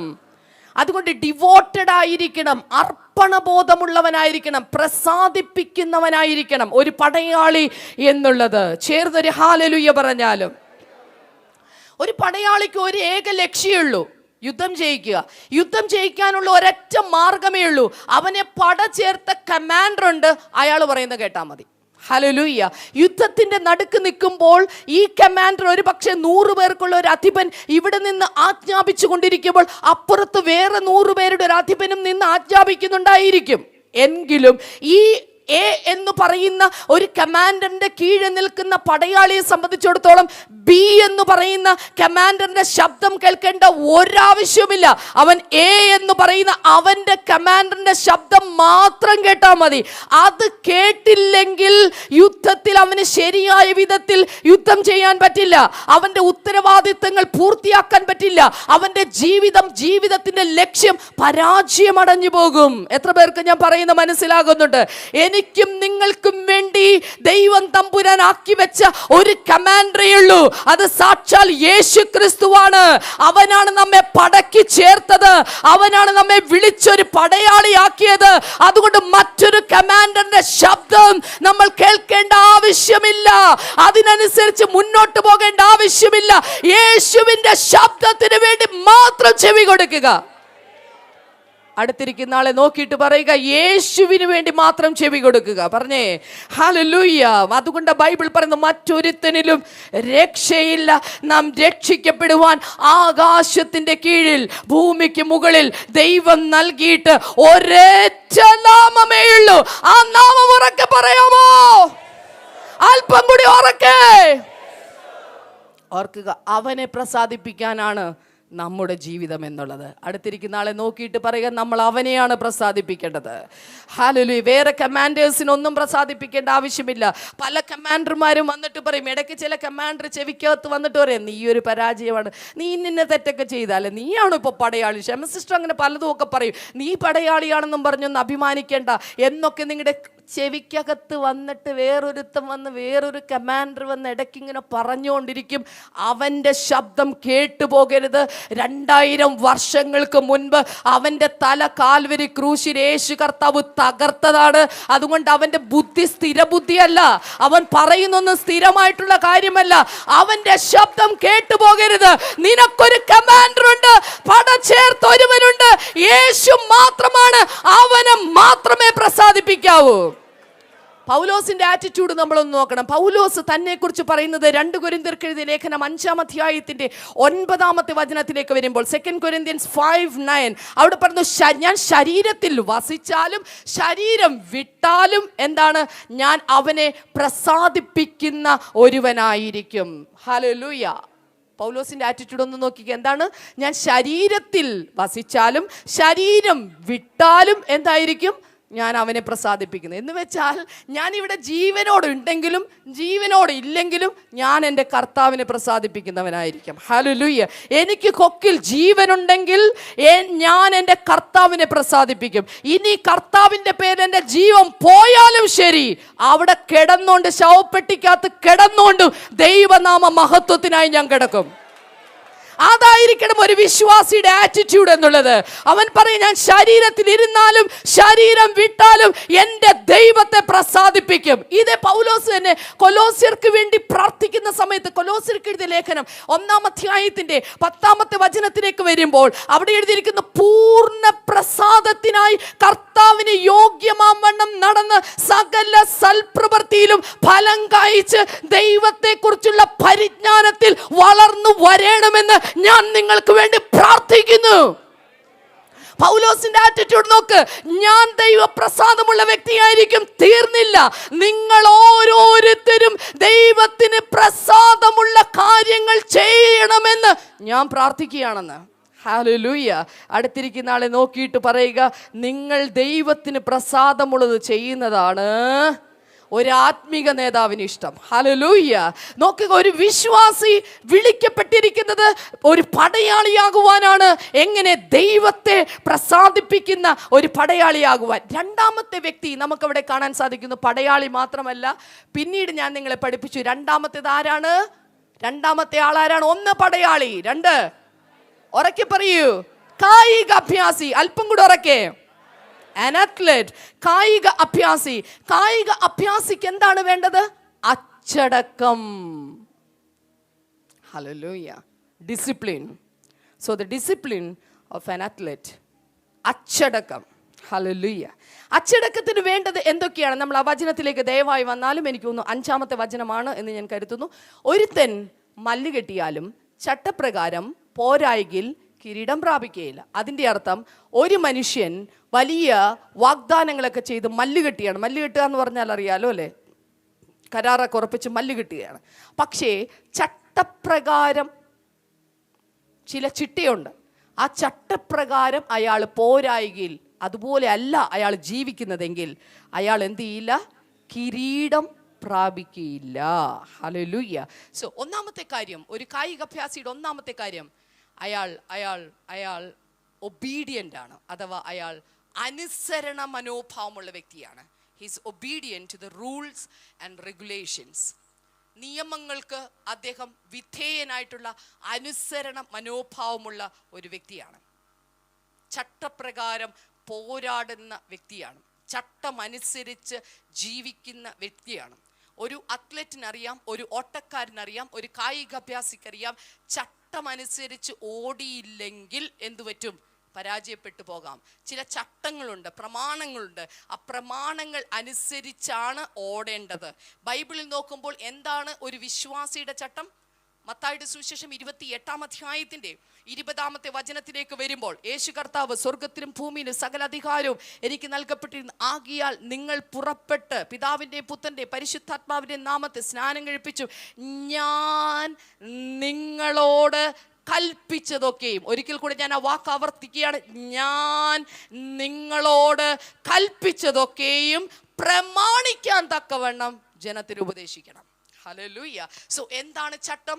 കർത്താവ് കൽപ്പിച്ചത്, കർത്താവ് പറഞ്ഞത്, കർത്താവിൻ്റെ കൽപ്പന, കർത്താവ് നമ്മോട് ചെയ്യാൻ ആവശ്യപ്പെട്ടതെല്ലാമാണ് ചട്ടം എന്ന് പറയുന്നത്. ഒരു കായികാഭ്യാസി ആണ് ഒരു വിശ്വാസി എന്ന് പറയുമ്പോൾ, ഒരു വിശ്വാസി കർത്താവ് പറഞ്ഞ ആ ചട്ടങ്ങൾ പ്രമാണിക്കാനുള്ള അനുസരണ വിധേയത്വ മനോഭാവമുള്ള വ്യക്തിയായിരിക്കണം. അടുത്തിരിക്കുന്ന ആളെ നോക്കിയിട്ട് ചോദിച്ചേ, അങ്ങനെ ഒരു മനോഭാവമുണ്ടോ? ഹല്ലേലൂയ.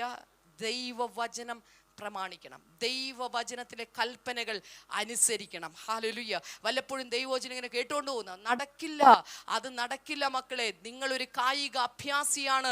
ആ ചട്ടപ്രകാരം തന്നെ നിങ്ങൾ എന്ത് ചെയ്യണം? പ്രവർത്തിക്കണം. ഹല്ലേലൂയ. ലൂക്കോസിന്റെ സുവിശേഷം 6-ാം അധ്യായത്തിന്റെ 46-ാമത്തെ വചനത്തിലേക്ക് വരുമ്പോൾ, ലൂക്ക് 6:46 അവിടെ വരുമ്പോൾ, നിങ്ങൾ എന്നെ കർത്താവേ കർത്താവേ എന്ന് വിളിക്കുകയും ഞാൻ പറയുന്നത് ചെയ്യാതിരിക്കുകയും ചെയ്യുന്നത് എന്തുകൊണ്ടാ എന്ന് ചോദിക്കുന്നു. സ്ക്രീനിലേക്ക് നോക്കാം. നിങ്ങൾ എന്നെ കർത്താവേ കർത്താവേ എന്ന് വിളിക്കുകയും ഞാൻ പറയുന്നത് ചെയ്യാതിരിക്കുകയും ചെയ്യുന്നത് എന്ത്? നോക്കൂ, കർത്താവേ എന്ന് വിളിച്ചത് കൊണ്ട് മാത്രം കാര്യമായില്ല. ചട്ടമനുസരിച്ച് പ്രവർത്തിക്കാനായി സാധിക്കണം. കർത്താവിൻ്റെ കൽപ്പനകളെ കുറിച്ച് ദൈവം നിങ്ങൾക്ക് ഏതെല്ലാം കൽപ്പനകൾ ബോധ്യം നൽകുന്നുണ്ടോ, ആ കൽപ്പനകളെല്ലാം സമയാസമയങ്ങളിൽ അനുസരിക്കുന്നവരായി, അത് പാലിക്കുന്നവരായി, ദിവസം തോറും അത് ചെയ്യുന്നവരായി മാറിയാൽ മാത്രമേ നമുക്ക് ചട്ടപ്രകാരം പോരാടുന്ന ഒരു കായികാഭ്യാസിയായ ഒരു വിശ്വാസിക്ക് തുല്യമായി നമുക്ക് ജീവിക്കാനായി സാധിക്കുകയുള്ളൂ. എത്ര പേർ ചേർന്ന് ഹല്ലേലൂയ പറയും? പലപ്പോഴും നമ്മളെല്ലാം കേൾവിക്കാരാണ്. എന്നാൽ ബൈബിൾ പറയുന്നുണ്ട്, ദൈവവചനത്തിൻ്റെ കേൾവിക്കാരായിട്ടല്ല, പിന്നീട് അത് ദൈവവചനത്തെ അനുസരിക്കുന്നവരായിട്ടാണ് നാം മാറേണ്ടത്. ഒന്ന് പറഞ്ഞു നോക്കിയേ, കേൾവിക്കാരല്ല, അനുസരിക്കുന്നവരായി നാം മാറണം. ഹല്ലേലൂയ. അതുകൊണ്ടാണ് ബൈബിൾ പറയുന്നത്, മത്തായിയുടെ സുവിശേഷം 7-ാം അധ്യായത്തിൻ്റെ 21 മുതൽ 27 വരെയുള്ള വേദഭാഗങ്ങളിലേക്ക് നാം വരുമ്പോൾ അവിടെ നാം കാണുന്നത്, കർത്താവേ കർത്താവേ എന്ന് പറയുന്നവനല്ല, മറിച്ച് സ്വർഗസ്ഥനായ എൻ്റെ പിതാവിൻ്റെ ഇഷ്ടം ചെയ്യുന്നവനത്രേ സ്വർഗരാജ്യത്തിൽ കടക്കുന്നത്. എന്നിട്ട് അടുത്ത ഭാഗത്തേക്ക് വരുമ്പോൾ 22-ാമത്തെ വചനം, കർത്താവേ കർത്താവേ നിന്റെ നാമത്തിൽ ഞങ്ങൾ പ്രവചിക്കുകയും നിന്റെ നാമത്തിൽ ഭൂതങ്ങളെ പുറത്താക്കുകയും നിന്റെ നാമത്തിൽ വളരെ വീരപ്രവൃത്തികൾ പ്രവർത്തിക്കുകയും ചെയ്തതില്ലയോ എന്ന് പലരും ആ നാളിൽ എന്നോട് പറയും. എന്നാൽ 23-ാമത്തെ വചനത്തിലേക്ക് വരും, അന്ന് ഞാൻ അവരോട്, ഞാൻ ഒരു നാളും നിങ്ങളെ അറിഞ്ഞിട്ടില്ല, അധർമ്മം പ്രവർത്തിക്കുന്നവരെ എന്നെ വിട്ടു പോകുവിൻ എന്ന് തീർത്ത് പറയും. 24-ാമത്തെ വചനത്തിലേക്ക് വരും, ആകയാൽ എല്ലാവരും ചേർന്ന് 24-ാമത്തെ വചനം നിങ്ങളുടെ ബൈബിളിൽ നോക്കി ചേർന്ന് വായിക്കും. വായിക്കാമോ? ആകയാൽ എൻ്റെ ഈ വചനങ്ങളെ കേട്ട് ചെയ്യുന്നവനൊക്കെയും പാറമേൽ വീട് പണിത ബുദ്ധിയുള്ള മനുഷ്യനോട് തുല്യനാകുന്നു. എന്താണ്? എൻ്റെ വചനങ്ങളെ കേട്ട് ചെയ്യുന്നവൻ. ഹല്ലേലൂയ. ഓർക്കുക, ഒരു കായിക അഭ്യാസി എന്ന് പറയുമ്പോൾ അയാൾ അനുസരണ മനോഭാവമുള്ള വ്യക്തി എന്ന് ഞാൻ നിങ്ങളെ പഠിപ്പിക്കുമ്പോൾ ഓർക്കുക, ദൈവത്തിൻ്റെ വാക്കുകളെ, യേശുവിൻ്റെ വാക്കുകളെ കേട്ട് പ്രവർത്തിക്കുന്ന വ്യക്തിയായിരിക്കണം. അങ്ങനെയെങ്കിൽ അയാളുടെ വീടിൻ്റെ പണി, അയാളുടെ ആത്മീക ജീവിതത്തിൻ്റെ പണി, അയാളുടെ ആത്മീക മനുഷ്യൻ്റെ പണി എന്നുള്ളത് പാറമേൽ അടിസ്ഥാനമിട്ട് പണിതിരിക്കുന്ന ഒരു വീടിനോട് സദൃശ്യമായിരിക്കും. പിന്നീട് നാം കാണുന്നു, വൻമഴ ചൊരിഞ്ഞു, വലിയ കാറ്റുണ്ടായി, വലിയ പേമാരി ഉണ്ടായി, ആ വീടിന്മേൽ അലച്ചു. അത് പാറമേൽ അടിസ്ഥാനമുള്ളതാകെയുണ്ട്, അത് വീണുപോയില്ല, അത് അവിടെ തന്നെ ഉറച്ചു നിന്നു. കാരണം എന്താ? യേശുവിൻ്റെ കൽപ്പനകൾ അനുസരിച്ച് ജീവിക്കുന്ന ഒരു കായികാഭ്യാസിയെ പോലെ ചട്ടപ്രകാരം ജീവിക്കുന്ന ഒരു വ്യക്തിയും ആത്മീക ജീവിതത്തിൽ തളർന്നു പോകില്ല, പിന്മാറ്റത്തിൽ പോകില്ല. ഹല്ലേലൂയ. അത് 25-ാമത്തെ വചനം കൂടെ ഒന്ന് കാണിക്കാമോ? മത്തായിയുടെ സുവിശേഷത്തെ 26-ാമത്തെ വചനം, അടുത്ത വചനം. എന്നാൽ എൻ്റെ വചനങ്ങളെ കേട്ട് ചെയ്യാത്തവനൊക്കെയും എന്താണ്? മണലിന്മേൽ വീട് പണിത മനുഷ്യനോട് തുല്യനാകുന്നു. കേട്ട് പ്രവർത്തിച്ചാൽ പാറമേൽ, കേട്ടില്ലേ മണലിന്മേൽ. ചിന്തിക്കാം നമുക്ക്. ഹല്ലേലൂയ. പേര് പടയാളിയെന്നും കായികാഭ്യാസിയെന്നും കൃഷിക്കാരെന്നൊക്കെയും വിശ്വാസിയെന്നൊക്കെയും പേര് നമുക്കുണ്ടായിരിക്കാം. പക്ഷെ കർത്താവ് പറയുന്ന കേട്ട് അന്ന് തന്നെ അനുസരിക്കുന്ന ഒരു വ്യക്തിയാണോ? കേൾക്കുന്ന കാര്യങ്ങൾ അതീവ ശ്രദ്ധയോടെ ജാഗ്രതയോടെ അത് കൈക്കൊള്ളുന്ന ഒരു വ്യക്തിയാണോ? ആണെങ്കിൽ ബൈബിൾ പറയുന്നു, നിന്റെ പണി പാറമേൽ നിൽക്കുന്ന പണിയാ, അത് നിലനിൽക്കുന്ന പണിയാണ്. ഹല്ലേലൂയ. 1 കൊരിന്ത്യർക്ക് എഴുതിയ ലേഖനത്തിൽ നമ്മൾ കാണുന്നുണ്ട്, തീ കൊണ്ട് ശോധന ചെയ്യുന്ന ചില കാര്യങ്ങൾ, പുല്ല്, വൈക്കോൽ, അല്ലെ, മരം തുടങ്ങിയുള്ള കാര്യങ്ങൾ. അടുത്തൊരു സെക്ഷൻ നമ്മൾ കാണുന്നത് സ്വർണം, അതുപോലെ രത്നം, വിലയേറിയ കല്ല് തുടങ്ങിയുള്ള അടുത്തൊരു സെക്ഷൻ നമ്മൾ കാണുന്നുണ്ട്. നമ്മൾ കാണുന്നു പുല്ലും വൈക്കോലും മരവും ഒക്കെ കത്തി ചാമ്പലായി പൊടിഞ്ഞ് വെണ്ണീറായി പോകുമ്പോൾ സ്വർണവും മറ്റ് രത്നങ്ങളും എല്ലാം തന്നെ തീയിലൂടെ ശോധന കഴിക്കപ്പെടുമ്പോൾ അതെല്ലാം കൂടുതൽ തേജസ്സുള്ളതായി, തികവുറ്റതായി, മികവുള്ളതായി അതൊക്കെ പുറത്തു വരികയാണ്. ഹല്ലേലൂയ.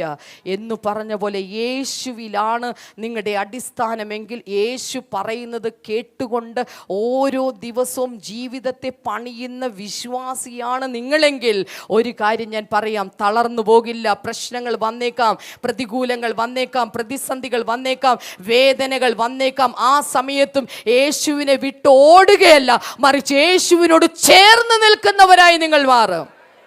എത്ര പേർ ചേർന്ന് ഒരു ഹല്ലേലൂയ പറയും? ശബ്ദമുയർത്തി ഒരു ഹല്ലേലൂയ.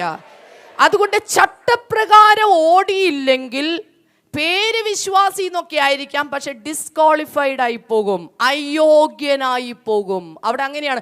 ചട്ടപ്രകാരം മല്ല് കെട്ടിയാലും അവൻ ചട്ടപ്രകാരം പോരായെങ്കിൽ അവൻ എന്ത് ലഭിക്കുന്നില്ല എന്ന് എഴുതിയിട്ടുണ്ട്? കിരീടം ലഭിക്കുന്നില്ല. ഹല്ലേലൂയ. 1988 സിയോളിൽ നടന്ന ഒരു ഒളിമ്പിക്സിന്റെ വിശേഷം നമുക്ക് എല്ലാവർക്കും അറിയാവുന്ന ഒരു കാര്യമാണ്. 100 മീറ്റർ ആ സ്പ്രിന്റ്, അതിന്റെ ഓട്ടം നടക്കുന്ന സമയത്ത് അന്ന് ആ ഓട്ടത്തിൽ 1-ാം സ്ഥാനത്ത് എത്തിച്ചേർന്നത് ഒരു കനേഡിയൻ താരമായിരുന്നു, മറ്റാരുമായിരുന്നില്ല. ബെൻ ജോൺസൺ എന്ന പേരിൽ അറിയപ്പെട്ടിരുന്ന വലിയൊരു ഓട്ടക്കാരനായിരുന്നു അന്ന് ആ ഓട്ടത്തിൽ ജയം പ്രാപിച്ചത്. എന്നാൽ രണ്ടാമതായി വന്ന വ്യക്തിയാകട്ടെ കാൾ ലൂയിസ്, അമേരിക്കക്കാരനായിട്ടുള്ള കാൾ ലൂയിസ് ആയിരുന്നു രണ്ടാമത് വന്നത്. എന്നാൽ ഓട്ടം നടന്നു കഴിഞ്ഞ ഉടൻ തന്നെ വലിയ പ്രഖ്യാപനമുണ്ടായി, ബെൻ ജോൺസൺ ജയിച്ചിരിക്കുന്നു. അതും 9 സെക്കൻഡും 0.27 സെക്കൻഡിന് താഴെയുള്ള സമയം കൊണ്ട് 9 സെക്കൻഡ് കൊണ്ട് ഓടിത്തീർത്തിരിക്കുന്നു. ഒരു വേൾഡ് റെക്കോർഡാണ് 1988 ആ സിയോൾ ഒളിമ്പിക്സിൽ വെച്ച് ബെൻ ജോൺസൺ സ്ഥാപിച്ചത്. അന്ന് കനേഡിയൻ ഗവൺമെന്റ് മുഴുവൻ അദ്ദേഹത്തെ പ്രശംസിച്ചു. പ്രസിഡന്റ് വരെ വന്നുകൊണ്ട് വലിയ കാര്യങ്ങൾ വാ തോരാതെ സംസാരിച്ചു. ജനങ്ങളെല്ലാം ആർപ്പു വിളിച്ചു. വലിയൊരു റെക്കോർഡ് സൃഷ്ടിച്ചിരിക്കുന്നു. എന്നാൽ ചില ദിവസങ്ങൾക്ക് ശേഷമാണ് മറ്റൊരു കാര്യം കണ്ടെത്തുവാനായിട്ട് സാധിച്ചത്. അദ്ദേഹം എന്ത് ചെയ്തിരിക്കുകയാണ്? ഉത്തേജക മരുന്ന് കഴിച്ചത് കൊണ്ടാണ് അദ്ദേഹത്തിന് ഇത്ര വേഗത്തിൽ ഓടുവാൻ സാധിച്ചത് എന്ന് പറഞ്ഞിട്ട് ദിവസങ്ങൾക്ക് ശേഷം വീണ്ടും ഒരു കൽപ്പന പുറപ്പെട്ടു. ബെൻ ജോൺസന്റെ 1ാം സ്ഥാനം എന്തായിരിക്കുന്നു? റദ്ദാക്കിയിരിക്കുന്നു. മെഡല് തിരിച്ചു വാങ്ങി 2ാം സ്ഥാനത്ത് നിന്ന് കാൾ ലൂയിസ് 1ാം സ്ഥാനത്തേക്ക് എത്തിച്ചേർന്നു. ചട്ടപ്രകാരമല്ല ഓടുന്നതെങ്കിൽ ഡിസ്ക്വാളിഫൈഡ് ആകും. അടുത്തിരിക്കുന്ന ആളെ നോക്കിയിട്ട് വായിക്കുക, വിശ്വാസിയാണേലും ഓട്ടത്തിനൊരു ട്രാക്കുണ്ട്, അങ്ങനെ ഓടിയില്ലെങ്കിൽ അയോഗ്യനായി പോവും. ഹല്ലേലൂയ. പേടിക്കേണ്ട കാര്യമാണത്. ഹല്ലേലൂയ. അടുത്തൊരു കാര്യം കൂടെ, ഒരു ഓട്ടക്കാരൻ്റെ കാര്യത്തിൽ അടുത്തൊരു കാര്യം അവിടെ എഴുതിയിട്ടുണ്ട്. അവൻ മല്ല് കെട്ടിയെങ്കിലും ചട്ടപ്രകാരം പോരാടുന്നില്ലെങ്കിൽ അവന് കിരീടം നഷ്ടമാകും. 2ാമത്തെ പ്രധാനപ്പെട്ട കാര്യമാണ് സെൽഫ് കൺട്രോൾഡ്, ആത്മനിയന്ത്രണം.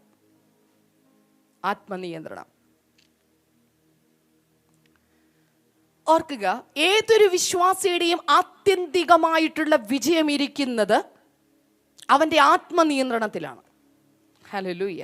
ആത്മനിയന്ത്രണമുള്ള ഒരു വ്യക്തിക്ക് മാത്രമേ ആത്യന്തികമായിട്ടുള്ള ഒരു വിജയം നേടിയെടുക്കാനായിട്ട് സാധിക്കുകയുള്ളൂ. ആത്മനിയന്ത്രണത്തെക്കുറിച്ച് പഠിപ്പിക്കുമ്പോൾ ഒരു വേദഭാഗം ശരിയായ വിധത്തിൽ വായിക്കണമെന്ന് എനിക്ക് തോന്നുന്നു. 1 കൊരിന്ത്യർക്ക് എഴുതിയ ലേഖനത്തിലാണ് നമുക്കത് കാണാൻ സാധിക്കുന്നത്. 9ാമത്തെ അധ്യായത്തിലേക്ക് വരിക. അതിൻ്റെ 24 മുതൽ 27 വരെയുള്ള വചനങ്ങളാണ്. 1 Corinthians chapter 9 verses 24 to 27. ആ ഭാഗങ്ങൾ വായിക്കുന്നത് ഏറ്റവും നല്ലതാണ് എന്ന് എനിക്ക് തോന്നുന്നു. നോക്കുക, കൊരിന്തിൽ ഉള്ള വിശ്വാസികൾക്ക് എഴുതുകയാണ്. ഒളിമ്പിക്സ് കഴിഞ്ഞാൽ പിന്നെ കൊരിന്തിൽ നടക്കുന്ന കായിക മത്സരമായിരുന്നു ആ കാലഘട്ടത്തിലെ ഏറ്റവും വലിയ കായിക മത്സരം എന്നുള്ളത്. അതുകൊണ്ട് തന്നെ കായിക മത്സരത്തിൻ്റെ പശ്ചാത്തലത്തിൽ പൗലോസ് ചില സത്യങ്ങൾ, ആത്മീകമായ ചില സത്യങ്ങൾ കൊരിന്തിലുള്ള വിശ്വാസികളോട് പറഞ്ഞു കൊടുക്കുകയാണ്. കാരണം അവർക്ക് കായിക മത്സരങ്ങളിൽ വളരെ താല്പര്യമുള്ള വ്യക്തികളായതുകൊണ്ട് തന്നെ ആ വിധത്തിൽ അത് പറഞ്ഞു കഴിഞ്ഞാൽ വേഗത്തിൽ അവർക്ക് മനസ്സിലാകുമെന്ന കാര്യത്തിൽ പൗലോസിനൊരു സംശയമില്ലായിരുന്നു. നമുക്കതുകൊണ്ട് വായിക്കാം. 1 കൊരിന്ത്യർക്ക് എഴുതിയ ലേഖനം 9ാം അധ്യായത്തിൻ്റെ 24 മുതലുള്ള വേദഭാഗങ്ങൾ ബൈബിൾ തുറന്നിപ്പോൾ വായിച്ചാലും ചേർന്ന് വായിക്കാമോ? ഓട്ടക്കളത്തിൽ ഓടുന്നവരെല്ലാവരും ഒരുവനെ വിരുദ് പ്രാപിക്കുന്നുള്ളൂ എന്ന് അറിയുന്നില്ലയോ? ചേർന്ന് വായിക്കാമോ? നിങ്ങളും പ്രാപിപ്പാൻ തക്കവണ്ണം ഓടുവിൻ. 25 അംഗം പൊരുതുന്നവൻ ഒക്കെയും സകലത്തിലും വർജനം ആചരിക്കുന്നു. അതോ അവർ വാടുന്ന കിരീടവും നാമോ വാടാത്തതും പ്രാപിക്കേണ്ടതിന് തന്നെ. 26 ആകയാൽ ഞാൻ നിശ്ചയമില്ലാത്ത വണ്ണമല്ല ഓടുന്നത്, ആകാശത്തെ കുത്തുന്നത് പോലെയല്ല ഞാൻ മുഷ്ടിയുദ്ധം ചെയ്യുന്നത്. മറ്റുള്ളവരോട് പ്രസംഗിച്ച ശേഷം ഞാൻ തന്നെ കൊള്ളരുതാത്തവനായി പോകാതിരിക്കേണ്ടതിന് എന്റെ ശരീരത്തെ ദണ്ഡിപ്പിച്ച് അടിമയാക്കുകയത്രേ ചെയ്യുന്നത്. ഇവിടെ നാം കാണുന്നത് ഇതിന്റെ 24 മുതലുള്ള വേദഭാഗങ്ങളിൽ ഓട്ടക്കളത്തിൽ ഓടുന്ന ഒരു ഓട്ടക്കാരെ കുറിച്ചാണ് അവിടെ പഠിപ്പിക്കുന്നത്. ഓടുന്ന വ്യക്തിയെ സംബന്ധിച്ചിടത്തോളം അവിടെ പറയുന്നുണ്ട്, അയാള് വ്യക്തമായി ചില തീരുമാനങ്ങളുള്ള വ്യക്തിയാണ്, ആത്മനിയന്ത്രണമുള്ള വ്യക്തിയാണ്. ഏതെല്ലാം മേഖലകളിൽ? അവന്റെ ശരീരത്തിന്റെ കാര്യത്തിൽ അവൻ ആത്മനിയന്ത്രണമുണ്ട്, അവന്റെ മനസ്സിന്റെ കാര്യത്തിൽ അവൻ ആത്മനിയന്ത്രണമുണ്ട്, ചിന്തയുടെ കാര്യത്തിൽ ആത്മനിയന്ത്രണമുണ്ട്, ആത്മാവിന്റെ കാര്യത്തിൽ ആത്മനിയന്ത്രണമുണ്ട്.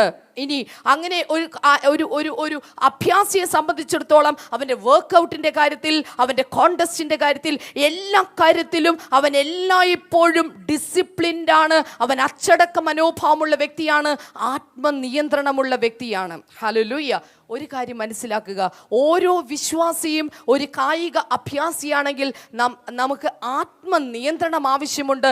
നമ്മുടെ ശരീരത്തിൻ്റെ കാര്യത്തിൽ നമുക്ക് ആത്മനിയന്ത്രണം ആവശ്യമുണ്ട്. എത്ര പേർ ചേർന്നൊരു ഹല്ലേലൂയ പറയും? ചില ആഴ്ചകൾക്ക് മുമ്പ് ബ്രദർ ഡാമിൻ ഇവിടെ പഠിപ്പിക്കുമ്പോൾ 2 വാതിലുകളെ കുറിച്ച് പഠിപ്പിച്ചിരുന്നു. എത്ര പേർ ഓർക്കുന്നുണ്ട്? 2 വാതിലുകൾ. ഏത് വാതിലുകളായിരുന്നു അതൊക്കെ? കല്ലുവാതിലല്ല, ഉറക്കെ പറ, കേൾക്കുന്നില്ലല്ലോ. മറ്റ് ബ്ലെസ്സിങ് സെന്ററിലുള്ളവർ കൂടെ ചേർന്ന് പറഞ്ഞാലും. കണ്ണുവാതിൽ, പിന്നെ കാതുവാതിൽ. 2 വാതിലുകൾ. ഒരിക്കൽ കൂടെ ഉറക്കെ പറയാമോ? ഈ കണ്ണുവാതിലും കാതുവാതിലും പിന്നെ ഈ വായെന്ന് പറയുന്ന ഒരു വാതിലും, ഇത് 3 സൂക്ഷിച്ചു കഴിഞ്ഞാൽ നമ്മുടെ ചിന്തകളെ, നമുക്ക് ആത്മനിയന്ത്രണത്തിൽ കൊണ്ടുവരുവാൻ വളരെ എളുപ്പമാണ്. ഹല്ലേലൂയ. നാം കണ്ണുകൊണ്ട് കാണുന്ന കാര്യങ്ങൾ, ചെവി കൊണ്ട് കേൾക്കുന്ന കാര്യങ്ങൾ, പറയുന്ന കാര്യങ്ങൾ, ഇതാണ് ഒരു പരിധിവരെ നമ്മുടെ ചിന്തകളെ മുഴുവൻ ബാധിക്കുന്ന കാര്യം എന്നുള്ളത്.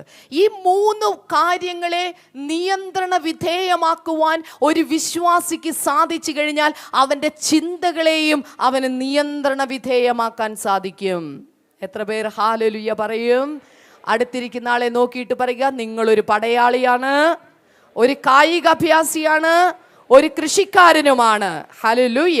അതുകൊണ്ട് ഓർക്കുക, നിങ്ങളുടെ കണ്ണിനെ നിങ്ങൾക്ക് നിയന്ത്രിക്കാൻ സാധിക്കുന്നില്ല, ചെവിയെ നിയന്ത്രിക്കാൻ സാധിക്കുന്നില്ല, വായെ നിയന്ത്രിക്കാൻ നമുക്ക് സാധിക്കാതെ പോകുമ്പോൾ നമുക്ക് നിയന്ത്രിക്കാൻ സാധിക്കാതെ പോകുന്നത് നമ്മുടെ ചിന്തകളെയാണ്. നമ്മുടെ ചിന്തകളെ നമുക്ക് നിയന്ത്രിക്കാൻ സാധിക്കാതെ പോകുമ്പോൾ നമ്മെ തന്നെ നമുക്ക് നിയന്ത്രിക്കാൻ സാധിക്കാതെയായി പോകും. ഹല്ലേലൂയ. അതുകൊണ്ട് നമ്മെ ആകമാനം നിയന്ത്രിക്കണമെന്നുണ്ടെങ്കിൽ ചിന്തകളെ നാം നിയന്ത്രിക്കണം. ചിന്തകളെ നിയന്ത്രിക്കണമെങ്കിൽ നമ്മുടെ കണ്ണിനെയും ചെവിയെയും വായെയും നിയന്ത്രിക്കാനുള്ള അഭ്യസനം, അതിനുള്ള സെൽഫ് കൺട്രോൾ, അതിനുള്ള ആത്മനിയന്ത്രണം നമുക്കുണ്ടായിരിക്കണം. എത്ര പേർ ചേർന്നൊരു ഹല്ലേലൂയ പറയും? എന്നിട്ട് പൗലോസ് അവിടെ പറയുന്നു, ഇത്തരത്തിലുള്ള കാര്യങ്ങളൊക്കെ ചെയ്യുന്ന ആളുകൾക്ക് എന്ത് കിട്ടുന്നു? ഒരു വാടുന്ന കിരീടത്തിനു വേണ്ടിയിട്ടാണ് ലോകത്തിൽ ഈ ആളുകളൊക്കെ യുദ്ധം നടത്തുന്നത്, അല്ലെങ്കിൽ ഈ മത്സരങ്ങളിൽ പങ്കെടുക്കുന്നത്. എന്നാൽ നാമോ എങ്ങനെയുള്ളതാണ്? വാടാത്ത കിരീടം പ്രാപിക്കേണ്ടതിന്. 2 കിരീടങ്ങളുണ്ട്. ഒന്ന് വാടുന്ന കിരീടം. അന്നത്തെ കാലത്ത് ഒളിമ്പിക്സിൽ ഒലിവിലകൾ കൊണ്ട് തുന്നിച്ചേർത്തിട്ടുള്ള കിരീടങ്ങളാണെന്ന് കൊടുത്തത്. ചില ദിവസങ്ങൾക്ക് ശേഷം ഒലിവിലകൾ എന്ത് ചെയ്യും? ഉണങ്ങിപ്പോകും, വാടിപ്പോകും. അതുപോലെ തന്നെ നിൽക്കും, കുരുത്തോല നിൽക്കുന്ന പോലെ. പക്ഷെ അതെന്ത് ചെയ്യും? ഉണങ്ങിപ്പോകും, വാടിപ്പോകും. എന്നാൽ ബൈബിൾ പറയുന്നു, നാം ഓടുന്നത് വാടിപ്പോകുന്ന ഒരു കിരീടത്തിനു വേണ്ടിയിട്ടല്ല. ഒരു വിശ്വാസി യേശുവിന് വേണ്ടി അനുസരണ മനോഭാവത്തോടെ ആത്മനിയന്ത്രണത്തോടെ ജീവിക്കുമ്പോൾ അവൻ ഒരു ദിവസം വരുന്നുണ്ട്, കർത്താവിന്റെ ദിവസം.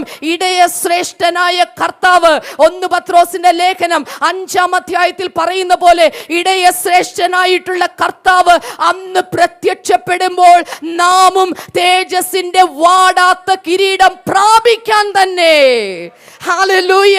ഒരു ദിവസം ദൈവം നമുക്ക് വേണ്ടി വെച്ചിട്ടുണ്ട്. അന്ന് ഇങ്ങനെ ജീവിക്കുന്ന, വിശ്വസ്തയോടെ ജീവിക്കുന്ന വിശ്വാസികൾക്ക് എന്ത് ലഭിക്കും? വാടാത്ത കിരീടം കിട്ടും. ഹല്ലേലൂയ. ഇന്ന് ഭർത്താവിൻ്റെ കയ്യിൽ നിന്നൊരു പ്രശംസ കിട്ടിയിട്ടില്ല, മക്കളുടെ കയ്യിൽ നിന്നൊരു പ്രശംസ കിട്ടിയിട്ടില്ല, ഭാര്യയുടെ കയ്യിൽ നിന്ന് പ്രശംസ കിട്ടിയിട്ടില്ല, മാതാപിതാക്കളുടെ കയ്യിൽ നിന്നും പ്രശംസ കിട്ടിയിട്ടില്ല. ഭാരപ്പെടേണ്ട ആവശ്യമില്ല. എല്ലാവരും കാണുകേ നിന്റെ തലയിലേക്ക് ഒരു വാടാത്ത തേജസ്സിന്റെ വാടാത്ത കിരീടം എടുത്തു വെക്കുന്ന ഒരു ദിവസം വരുന്നുണ്ട്. അത് കണ്ടുകൊണ്ട് ധൈര്യമായി ഓടുക. അടുത്തിരിക്കുന്ന ആളെ നോക്കിയിട്ട് പറഞ്ഞേ, പിന്മാറ്റത്തിൽ പോകരുത്, പിന്മാറിപ്പോകരുത്, വിശ്വാസം ഒട്ടും കുറയരുത്. ഒരു കിരീടം അവിടെ ഇരിക്കുന്നുണ്ട്. ഹല്ലേലൂയ.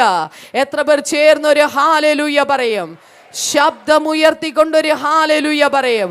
അല്പം കൂടെ ശബ്ദമുയർത്തി ഹല്ലേലൂയ. ആത്മനിയന്ത്രണമുള്ള ഒരു കായിക അഭ്യാസിക്ക് മാത്രമേ വാടുന്നൊരു കിരീടം ലഭിക്കുകയുള്ളൂ എന്ന് ഈ ലോകത്തിന് അറിയാമെങ്കിൽ, ആത്മനിയന്ത്രണമുള്ള ഒരു വിശ്വാസിക്ക് മാത്രമേ വാടാത്ത തേജസ്സിന്റെ കിരീടം പ്രാപിക്കാനുള്ള അവകാശവുമുള്ളൂ. അതുകൊണ്ട് ആത്മനിയന്ത്രണമില്ലാതെ ജീവിച്ചു കഴിഞ്ഞാൽ കിരീടം നഷ്ടമായി പോകും. വെളിപ്പാട് പുസ്തകത്തിൽ നമ്മൾ കാണുന്ന ഒരു വേദഭാഗമാണ്, ഞാനിതാ വേഗം വരുന്നു, നിന്റെ കിരീടം ആരും എടുത്തുകൊണ്ടു പോകാതിരിക്കാൻ വേണ്ടി നിന്റെ നിലയിൽ നിന്ന് നീ എന്ത് ചെയ്യരുത്? വീണു പോകരുത്. ഹല്ലേലൂയ. അതിനെ നീ എന്ത് ചെയ്യണം? നിന്റെ വിശ്വാസത്തെ നീ എന്ത് ചെയ്യണം? പിടിച്ചു കൊള്ളണം. ഹല്ലേലൂയ. അടുത്തിരിക്കുന്ന ആളെ നോക്കിയിട്ട് പറ, നിന്നെ നിർത്തിയിരിക്കുന്ന ഒരു നിലയുണ്ട്. പറയേ, നിർത്തിയിരിക്കുന്ന ഒരു സ്ഥലമുണ്ട്, അവിടെ തന്നെ ഇരിക്കണം. ഹല്ലേലൂയ. വിശ്വാസം അങ്ങ് മൂക്കുമ്പത്തേനും ബ്ലെസ്സിങ് സെന്ററുകളിൽ ഞായറാഴ്ച ആരാധനയ്ക്ക് വരുമ്പോൾ ഏറ്റവും മുൻപിലത്തെ സീറ്റുകളിലുണ്ടാകും.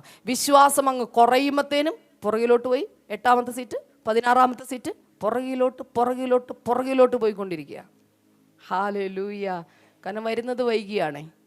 അടുത്തിരിക്കുന്ന ആളെ നോക്കിയിട്ട് പറ, നിന്റെ വിശ്വാസം ഇരിപ്പിൽ പോലും അറിയാൻ പറ്റും. എത്ര പേര് ആമേൻ പറയും? ശബ്ദമുയർത്തി ഒരു ആമേൻ.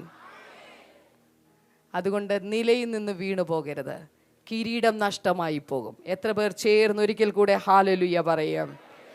Then the last one, ഏറ്റവും അവസാനത്തെ ഒരു വ്യക്തി കൂടിയുണ്ട്. ആരായിരുന്നു അത്? കൃഷിക്കാരൻ. 3 പേർ. ഒരിക്കൽ കൂടെ പറയാം. ആദ്യത്തെ ആൾ ആരാണ്? പടയാളി. 2 കായിക അഭ്യാസി. 3 കൃഷിക്കാരൻ. ഒരിക്കൽ കൂടെ പടയാളി. മൂന്നാമത്തെ ആളാണ് കൃഷിക്കാരൻ. The diligence of a farmer. ഒരു കൃഷിക്കാരന്റെ ജാഗ്രത. ഹല്ലേലൂയ. അവിടെ എഴുതിയിരിക്കുന്ന വേദഭാഗം 2 തിമോഥെയോസിന്റെ ലേഖനം 2-ാം അധ്യായത്തിന്റെ 6-ാമത്തെ വചനത്തിലേക്ക് വരുമ്പോൾ, അധ്വാനിക്കുന്ന കൃഷിക്കാരനാകുന്നു ആദ്യം ഫലം അനുഭവിക്കേണ്ടത്. അവിടെ കൃഷിക്കാരനെ കുറിച്ച് കാണുന്ന പ്രധാനപ്പെട്ട പദമാണ് എന്താണ്? അയാൾ അധ്വാനിക്കുന്ന വ്യക്തി. നമ്പർ 1, ഹാർഡ് വർക്കിംഗ്, കഠിനാധ്വാനം.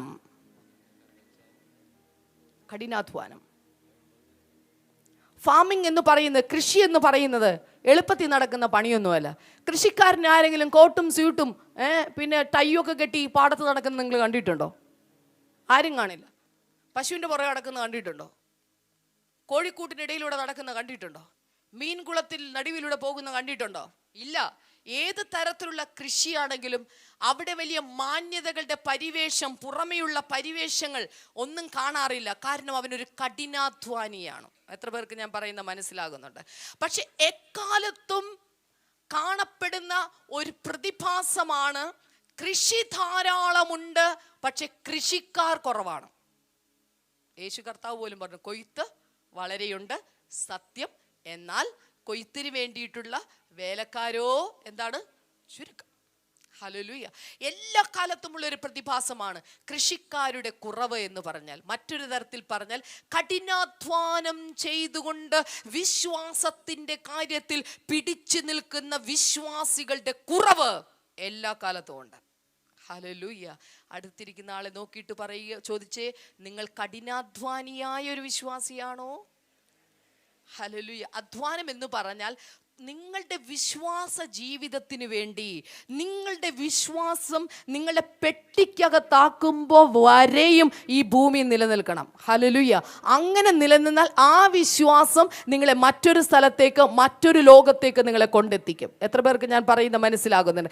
ആ വിശ്വാസത്തിന് വേണ്ടി നാം പൊരുതണം, നാം ജയിക്കണം, അതിനുവേണ്ടി നാം ജീവിക്കണം. എത്ര പേർക്ക് ഞാൻ പറയുന്ന മനസ്സിലാകുന്നുണ്ട്? അത് തുടങ്ങിയ മാത്രം പോരാ. ഒരു കൃഷിക്കാരൻ കുറെ വിത്ത് വിതച്ചു, അതിനുശേഷം അവൻ വീട്ടിൽ പോയിരുന്ന് ഉറങ്ങിയല്ല ചെയ്യുന്നത്. ആ വിതച്ച വിത്ത് മുളച്ചോ എന്ന് നോക്കി, ആ മുളച്ചതിനെ പരിപാലിച്ച്, അതിന് വെള്ളം കൊടുത്ത്, അതിന് വളം കൊടുത്ത്, സമയാസമയങ്ങളിൽ വേണ്ടതെല്ലാം കൊടുത്ത് അതിനെ പരിചരിച്ചതിന് ശേഷം മാത്രമാണ് ഫലം എടുക്കുന്ന ഒരു ദിവസത്തിൽ, സന്തോഷത്തിന്റെ ഒരു ദിവസത്തിൽ അവൻ എത്തിച്ചേരുന്നത്. ഹല്ലേലൂയ. അതുപോലെയെങ്കിൽ ഒരു കൃഷിക്കാരനാണ് നിങ്ങളെങ്കിൽ, നിങ്ങളുടെ വിശ്വാസത്തിന്റെ ജീവിതം ഏതെങ്കിലും ഒരു ബ്ലെസ്സിംഗ് സെന്ററിൽ വന്ന് ഒരു TV പ്രോഗ്രാം കണ്ട് തുടങ്ങിയെടുക്കുക മാത്രമല്ല, ആ വിശ്വാസം ഈ ഭൂമിയിൽ ഒടുങ്ങേണ്ട അവസാനത്തെ ദിവസം വരെയും അതിനെ കാത്തു പരിപാലിക്കാനുള്ള ഉത്തരവാദിത്വം കൂടെ ഒരു വിശ്വാസി കൃഷിക്കാരനുണ്ട്. അടുത്തിരിക്കുന്ന ആളെ നോക്കിയിട്ട് ചോദിച്ചേ, തുടങ്ങിയാ മാത്രം പോരാ, അവസാനിപ്പിക്കുകയും കൂടി വേണം. ഹല്ലേലൂയ. ഇപ്പുറത്തിരിക്കുന്ന ആളോടും പറഞ്ഞേ, തുടങ്ങിയാ മാത്രം പോരാ. പണ്ട് ബൈബിളിൽ ഒരു ഉപമ യേശു കർത്താവ് പറയുന്നുണ്ട്. ഒരിക്കലും ഒരു കൃഷിക്കാരൻ ഉണ്ടായിരുന്നു. അയാൾ വിത്ത് വിതച്ചു, അതിനുശേഷം പുള്ളിക്കാരൻ എന്ത് ചെയ്തു? ഉറങ്ങാൻ പോയി കിടന്നു. ഉറങ്ങിയതിന് ശേഷം എന്ത് സംഭവിച്ചു എന്ന് അവിടെ എഴുതിയിട്ടുണ്ട്. എന്ത് വന്നു? ശത്രു വന്നു. ശത്രു വന്നിട്ട് എന്ത് ചെയ്തു? അവിടെ ചെന്നിട്ട് എന്ത് ചെയ്തു? മുഴുവൻ പറിച്ചുകൊണ്ട് പോയോ? അല്ല, കുറെ വിത്തൊക്കെ ഇട്ടതാ, അതൊക്കെ മുളച്ചു തുടങ്ങുകയാണ്. അപ്പൊ തന്നെ ശത്രു വന്നിട്ട് വേറെ എന്തിന്റെ വിത്ത് കൂടെ അവിടെ ഇട്ടു? കുറെ കളയുടെ വിത്ത് കൂടെ അവിടെ കൊണ്ടുപോയിട്ടു. അതും കൂടെ മുളച്ചു. എന്തുകൊണ്ടാ? കൃഷിക്കാരൻ ഉറങ്ങാൻ പോയത് കൊണ്ട്. അടുത്തിരിക്കുന്ന ആളെ നോക്കിയിട്ട് പറയുക, വിശ്വാസ ജീവിതത്തിനിടയ്ക്ക് ഹോളിഡേ എടുക്കരുത്. ഇപ്പുറത്തിരിക്കുന്ന ആളോട് പറ, വിശ്വാസ ജീവിതത്തിനിടയ്ക്ക് വിശ്രമ ദിവസമൊന്നും എടുക്കരുത്. ഹല്ലേലൂയ. ഇടയ്ക്ക് ചിലർ ഹോളിഡേ എടുക്കും. ഈ ഞായറാഴ്ച വരുമ്പോഴൊക്കെ നല്ല ഓൺ ഡ്യൂട്ടിയാണ്, തിങ്കളാഴ്ചയും ഓക്കെയാണ്. പക്ഷെ ബുധനാഴ്ചയൊക്കെ ആകുമ്പം, വ്യാഴാഴ്ചയൊക്കെ ആകുമ്പം, ചിലപ്പോൾ വ്യാഴാഴ്ച ഇപ്പം മിറക്കൽ സർവീസ് വന്നുകൊണ്ട് വലിയ കുഴപ്പമില്ല, അല്ലെങ്കിൽ ചൊവ്വാഴ്ച ബുധനാഴ്ചയൊക്കെ ആകുമ്പോൾ അവർ ഹോളിഡേ എടുക്കും. പിന്നെ ശനി ഞായറും പിന്നെ വീണ്ടും ഓൺ ഡ്യൂട്ടിയാണ്. ഹല്ലേലൂയ. അടുത്തിരിക്കുന്ന ആളെ നോക്കിയിട്ട് പറ, വിശ്വാസ ജീവിതത്തിന് ഹോളിഡേ കൊടുക്കരുത്. ജോലിക്ക് നിങ്ങൾക്ക് ഹോളിഡേ കിട്ടുമായിരിക്കും, പക്ഷെ വിശ്വാസത്തിൻ്റെ കാര്യത്തിൽ ഹോളിഡേ ഇല്ല. അത് എല്ലാ ദിവസവും നിങ്ങളുടെ വിശ്വാസ ജീവിതം, ആത്മീക ജീവിതം പ്രവർത്തന നിരതമായിരിക്കണം. നിങ്ങളെ പെട്ടിയിൽ വെക്കുന്നത് വരെയും. എത്ര പേര് ആമേൻ പറയും? ഹല്ലേലൂയ. ഹോളിഡേ എടുക്കാൻ പാടില്ല. പക്ഷേ ഈ പുള്ളിക്കാരന് ഹോളിഡേ എടുത്തു. എന്ത് സംഭവിച്ചു? കള വിതച്ചു, അതിൻ്റെ കൂട്ടത്തിൽ കളയും വളർന്നു. അപ്പം പിന്നെ കർത്താവ് പോലും പറയുന്നുണ്ട് അത് രണ്ടും കൂടെ ഇനി. അപ്പം പുള്ളിക്കാരന് എന്തായാലും കള പറിക്കാൻ പറ്റില്ല, കാരണം കള പറിച്ചാൽ നല്ലതും കൂടെ പറഞ്ഞു പോവും. കർത്താവിനും പറ്റുന്നില്ല പറിക്കാനായിട്ട്. കർത്താവ് പറയുന്ന കാര്യം നോക്കിക്കേ, അത് രണ്ടും കൂടെ വളരട്ടെ, അവസാന സമയമാകുമ്പോൾ നമുക്ക് നോക്കാന്ന്. മനസ്സിലാകുന്നുണ്ടോ? ഹോളിഡേ എടുക്കാൻ പോയാൽ ചില നേരത്തെ പറഞ്ഞ ചില ശബ്ദങ്ങളുണ്ടല്ലോ, ചില ആളുകളുണ്ടല്ലോ, ഈ പുള്ളിക്കാരൻ നിങ്ങളുടെ വിശ്വാസ ജീവിതത്തിനകത്തേക്ക് കയറും. പിന്നെ ഡാമിയൻ പാസിനും പറ്റൂല, വിശ്വാസികൾക്കും പറ്റില്ല, ലീഡേഴ്സിനും പറ്റില്ല, ചില സമയത്ത് കർത്താവിന് പോലും രക്ഷിക്കാൻ പറ്റൂല. അതുകൊണ്ടാണല്ലോ പല പ്രാർത്ഥനാ വിഷയങ്ങളുടെ കാര്യത്തിലും ഇങ്ങനെ നിന്നു പോകുന്നത് നമ്മൾ. അടുത്തിരിക്കുന്ന ആളെ നോക്കിയിട്ട് പറ, കള വിതയ്ക്കാൻ വേണ്ടി അവസരം കൊടുക്കരുത്. ഇപ്പുറത്തിരിക്കുന്ന ആളെ നോക്കിയിട്ട് പറ, സാത്താന് കളയിടാൻ അവസരം കൊടുക്കരുത്. എത്ര പേർ ചേർന്നൊരു ഹല്ലേലൂയ പറയൂ? അവസാനത്തെ ഒരു പോയിന്റ് കൂടെ, ഒരു കഠിനാധ്വാനിയായിട്ടുള്ള ഒരു കൃഷിക്കാരൻ്റെ അവസാനത്തെ ഒരു കാര്യമാണ് എൻഡ്യൂറൻസ് അഥവാ സ്ഥിരോത്സാഹം. അയാളെ നോക്കുക, അയാൾ എന്താണ്? ആദ്യ ഫലം അനുഭവിക്കാൻ യോഗ്യനാണ്. He is first to partake of the crops. ആദ്യത്തിൻ്റെ ആദ്യമായിട്ടുണ്ടാകുന്ന ആ ഫലത്തിൻ്റെ പങ്കാളിയാകുവാൻ അയാളാണ് യോഗ്യനായിട്ടുള്ളത്. കാരണം എന്താണ്? അയാൾ തൻ്റെ വിശ്വാസ ജീവിതത്തെ ശരിയായ വിധത്തിൽ ഉഴുതുമറിച്ച്, ശരിയായ വിധത്തിൽ വിത്ത് വിതച്ച്, ശരിയായ വിധത്തിൽ പരിപാലിച്ച്, ശരിയായ വിധത്തിൽ അതിനെ വളർത്തിക്കൊണ്ടുവന്ന വ്യക്തിയാണ്. അതുകൊണ്ട് ഒരു ദിവസം വരുന്നുണ്ട്, കഠിനാധ്വാനിയായ കൃഷിക്കാരന് ഫലം പറിക്കുന്ന ഒരു നാൾ വരുന്നുണ്ട്, ഫലം ശേഖരിക്കുന്ന ഒരു ദിവസം വരുന്നുണ്ട്. ബൈബിൾ പറയുന്നു, മനുഷ്യൻ ശരീരത്തിലിരിക്കുന്നത് ചെയ്യുന്നത് നല്ലതാകിലും തീയതാകിലും എല്ലാവരുടെയും മുൻപിൽ വെളിപ്പെട്ടു വരേണ്ട ഒരു ദിവസം വരുന്നുണ്ട്. 2 കൊരിന്ത്യർക്ക് എഴുതിയ ലേഖനം 5-ാം അധ്യായത്തിന്റെ 10-ാമത്തെ വചനമാണത്. അങ്ങനെ ഒരു ദിവസം വരുന്നുണ്ട്.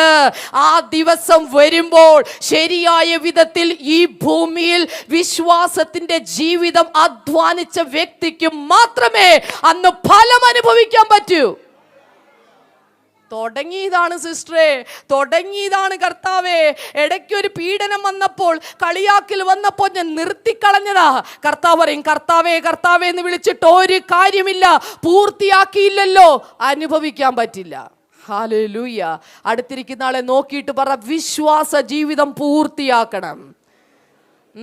വേറൊരാളോട് പറ, എത്ര പ്രശ്നം വന്നാലും ഉറച്ചു നിൽക്കണം. പറഞ്ഞേ ഹല്ലേലൂയ. അങ്ങനെയെങ്കിൽ മാത്രമേ പൗലോസ് പറയുന്ന പോലെ നമുക്കും പറയാൻ പറ്റൂ. കണ്ണടയ്ക്കാൻ നേരത്ത് 75-ാമത്തെ വയസ്സിൽ 85-ാമത്തെ വയസ്സിൽ കണ്ണടയ്ക്കാൻ നേരത്ത് പൗലോസിനോടൊപ്പം നമുക്കും പറയാൻ സാധിക്കുമോ? ഞാൻ നല്ല പോർ പൊരുതി, ഓട്ടം തികച്ച്, വിശ്വാസം കാത്തു, ഇനി നീതിയുടെ കിരീടം എനിക്കായി കാത്തു വെച്ചിരിക്കുന്നു എന്ന് പറയാൻ നമ്മളിൽ എത്ര പേർക്ക് സാധിക്കും? ഹല്ലേലൂയ. അധ്വാനിക്കുന്ന, കഠിനാധ്വാനിയായിട്ടുള്ള, എൻഡ്യൂറൻസ് ഉള്ള അല്ലെങ്കിൽ സ്ഥിരോത്സാഹത്തോടെ നിൽക്കുന്ന ഒരു കൃഷിക്കാരന് മാത്രമേ അത് പറയാൻ സാധിക്കുകയുള്ളൂ. ഹല്ലേലൂയ. അടുത്തിരിക്കുന്ന ആളെ നോക്കിയിട്ട് പറയുക, സ്ഥിരോത്സാഹമുള്ള കൃഷിക്കാരനാവുക. ഹല്ലേലൂയ. കർത്താവിൻ്റെ വയൽ എന്ന് പറയുമ്പോൾ അവൻ്റെ മുന്തിരിത്തോട്ടമാകാം, ഈ ലോകത്തിൻ്റെ വയലാകാം. ഹല്ലേലൂയ. എവിടെയും കർത്താവിൻ്റെ കൃഷിക്കാരനായി നിൽക്കുന്ന വ്യക്തികളായി മാറുവാൻ ചിലരെ കർത്താവ് സഹായിക്കട്ടെ. ഒരു കാര്യം ഒടുവിലായിട്ട് പറയാം, കർത്താവിന് വേണ്ടി നിങ്ങൾ എന്ത് ചെയ്താലും, ഒരു പടയാളിയായിട്ട് പ്രവർത്തിക്കുമ്പോഴാകട്ടെ, അല്ലെങ്കിൽ ഇത് നമ്മുടെ വ്യക്തിപരമായ ജീവിതത്തിൽ കൂടാതെ കർത്താവിന് വേണ്ടി പ്രവർത്തിക്കുമ്പോഴും, ഒരു പടയാളിയായിട്ട് പ്രവർത്തിക്കുമ്പോഴാകട്ടെ, ഒരു കായികാഭ്യാസിയായിട്ട് പ്രവർത്തിക്കുമ്പോഴാകട്ടെ, അല്ലെങ്കിൽ ഒരു കൃഷിക്കാരനായിട്ട് പ്രവർത്തിക്കുമ്പോഴാകട്ടെ, എന്ത് ചെയ്താലും ബൈബിൾ പറയുന്നു, കർത്താവിലുള്ള നിങ്ങളുടെ പ്രയത്നം വൃഥാവല്ല. എത്ര പേര് ഞാൻ പറയുന്നത് മനസ്സിലാകുന്നുണ്ട്? നിങ്ങൾ കർത്താവിന് വേണ്ടി ചെയ്തിട്ടുള്ളതൊന്നും വെറുതെയല്ല. കർത്താവിന് വേണ്ടി നിൽക്കുന്നത് വെറുതെയായി പോകില്ല. പ്രശ്നങ്ങളെ അഭിമുഖീകരിച്ചുകൊണ്ട് വിശ്വാസത്തിന് വേണ്ടി ഉറച്ചു നിൽക്കുന്നത് വെറുതെയാവില്ല. ഇവിടെ ഇരിക്കുന്ന ആരൊക്കെയോ ചില സംശയങ്ങളിൽ നിൽക്കുന്നവരുണ്ട്. ഈ വിശ്വാസത്തിൻ്റെ കാര്യത്തിൽ മുന്നോട്ട് പോയാൽ കാര്യങ്ങളൊക്കെ എങ്ങനെ നടക്കും? വീട്ടിലെ കാര്യങ്ങൾ എങ്ങനെ നടക്കും? മക്കളുടെ കാര്യം എങ്ങനെ നടക്കും? മറ്റു കാര്യങ്ങൾ എങ്ങനെ നടക്കും? കർത്താവിന് വേണ്ടി ഒന്ന് നിന്നേ, ബാക്കി കർത്താവ് നിന്നോളും. ഹല്ലേലൂയ. കഴിഞ്ഞ വ്യാഴാഴ്ച ഞാൻ ഒരു ക്ലാസ് എടുത്തപ്പോൾ പറഞ്ഞു, അത് ബർത്തിമായി എന്ന് പറയുന്ന മനുഷ്യൻ യേശുവേ ദാവീദ് പുത്ര എന്ന് പറഞ്ഞ് ഉറച്ചു നിലവിളിച്ചു. മറ്റുള്ളവരൊക്കെ അവനെ തടയാൻ ശ്രമിച്ചു. അവൻ കർത്താവിൻ്റെ പേരിൽ തന്നെ ഉറച്ചു നിന്നപ്പോ അടുത്ത വചനം പറയുന്നത്, യേശു അവിടെ നിന്നു. കർത്താവിന് വേണ്ടി ഒരുവൻ നിൽക്കാമെന്ന് തീരുമാനിച്ചിട്ടുണ്ടെങ്കിൽ യേശു അവന് വേണ്ടി ആവശ്യ സമയത്ത് നിന്നിരിക്കും. നിന്റെ തലമുറയുടെ വിഷയത്തിൽ അവൻ എഴുന്നേറ്റിരിക്കും. കുടുംബത്തിന്റെ കാര്യത്തിൽ എഴുന്നേറ്റിരിക്കും. ആവശ്യങ്ങളുടെ കാര്യത്തിൽ എഴുന്നേറ്റിരിക്കും. പക്ഷേ ഒന്നാമത് കർത്താവ് എന്ന് പറയുന്ന തീരുമാനത്തിലാണ് യേശു എഴുന്നേറ്റ് നിൽക്കുന്നത്. ഹല്ലേലൂയ. ശബ്ദം ഉയർത്തിക്കൊണ്ടൊരു ഹല്ലേലൂയ പറയാമോ? അല്പം കൂടെ ശബ്ദമുയർത്തി. കഴിഞ്ഞ 26 വർഷങ്ങളായി യേശുവിനെ ഞാൻ സേവിക്കാൻ തുടങ്ങിയിട്ട് അന്നു മുതൽ വിളിച്ച വിളി ഇന്ന് വരെ ഞാൻ നിർത്തിയിട്ടില്ല. എൻ്റെ തൊണ്ടയിൽ ശബ്ദമുള്ളിടത്തോളം ഞാൻ യേശുവിനെ വിളിച്ചിട്ടുണ്ട്. എന്താ നടന്നത്? എനിക്ക് ആവശ്യമുള്ള സമയങ്ങളിൽ അവൻ എനിക്ക് വേണ്ടി എഴുന്നേറ്റ് വന്നു. പലരും പറഞ്ഞു രോഗിയായി പോയി, കഷ്ടതയിലായി പോയി, വിവാഹം കഴിക്കാൻ പറ്റില്ല, തളർന്നു പോയി. പക്ഷെ വിളിച്ച വിളിക്കനുസരിച്ച് നിന്നപ്പോൾ അവൻ എന്നെ മാനിച്ചു, അവൻ എന്നെ നിർത്തി. എൻ്റെ ജീവിതത്തിൻ്റെ സാക്ഷ്യമാണത്. ഇവിടെ നിൽക്കുന്ന ഓരോ വ്യക്തികളോടും ഞാൻ പറയട്ടെ, യേശുവിന് വേണ്ടി നിന്നു കഴിഞ്ഞാൽ അതിനത്രയും മധുരതരമായ മറ്റൊരു ജീവിതമില്ല മക്കളെ. ഇപ്പോൾ കിട്ടുന്ന ചെറിയ മധുരവാക്കിനും ചെറിയ ചക്കരവാക്കിൻ്റെ പുറകെ പോയി, ഈ ലോകത്തിൻ്റെ മോഹങ്ങൾക്ക് പുറകെ പോയി, ബന്ധുക്കളുടെ വശീകരണ വാക്കുകൾക്ക് പുറകെ പോയി വിശ്വാസം ത്യജിച്ചു കളയുന്നവരായി തീരല്ലേ. വിശ്വാസത്തിന് വേണ്ടി ഉറച്ചാൽ, യേശുവിന് വേണ്ടി ഉറച്ചാൽ നിന്നെ ഉയർത്തി മാനിക്കുന്ന ഒരു ദിവസം വരുന്നുണ്ട്. എഴുന്നേറ്റ് നിന്ന് കൈകൾ അടിച്ച് ശബ്ദമുയർത്തി ഹല്ലേലൂയ, ഹല്ലേലൂയ. ഞാൻ ചോദിക്കട്ടെ, ഇന്ന് ആ ഒരു പടയാളിയെ പോലെ ഒരു സമർപ്പണ മനോഭാവം നമുക്കുണ്ടോ? കൈകൾ രണ്ടും സ്വർഗത്തിലേക്ക് ഉയർത്തിപ്പിടിച്ച് ഹല്ലേലൂയ. കർത്താവിനെ പ്രസാദിപ്പിക്കുന്നതിൽ ചില കഷ്ടതകളൊക്കെ നമുക്ക് ഉണ്ടാകും. പല മേഖലകളിൽ നിന്നും, മനുഷ്യരുടെ അടുക്കലിൽ നിന്ന്, സാഹചര്യങ്ങളിൽ നിന്ന്, ചിലപ്പോൾ ആരാധനയ്ക്ക് പോകുവാനായിട്ടുള്ള തടസ്സങ്ങൾ. ഈസി വേയിൽ ഒരു ആരാധനയ്ക്ക് പോകുന്ന നടക്കില്ല ദൈവമക്കളെ.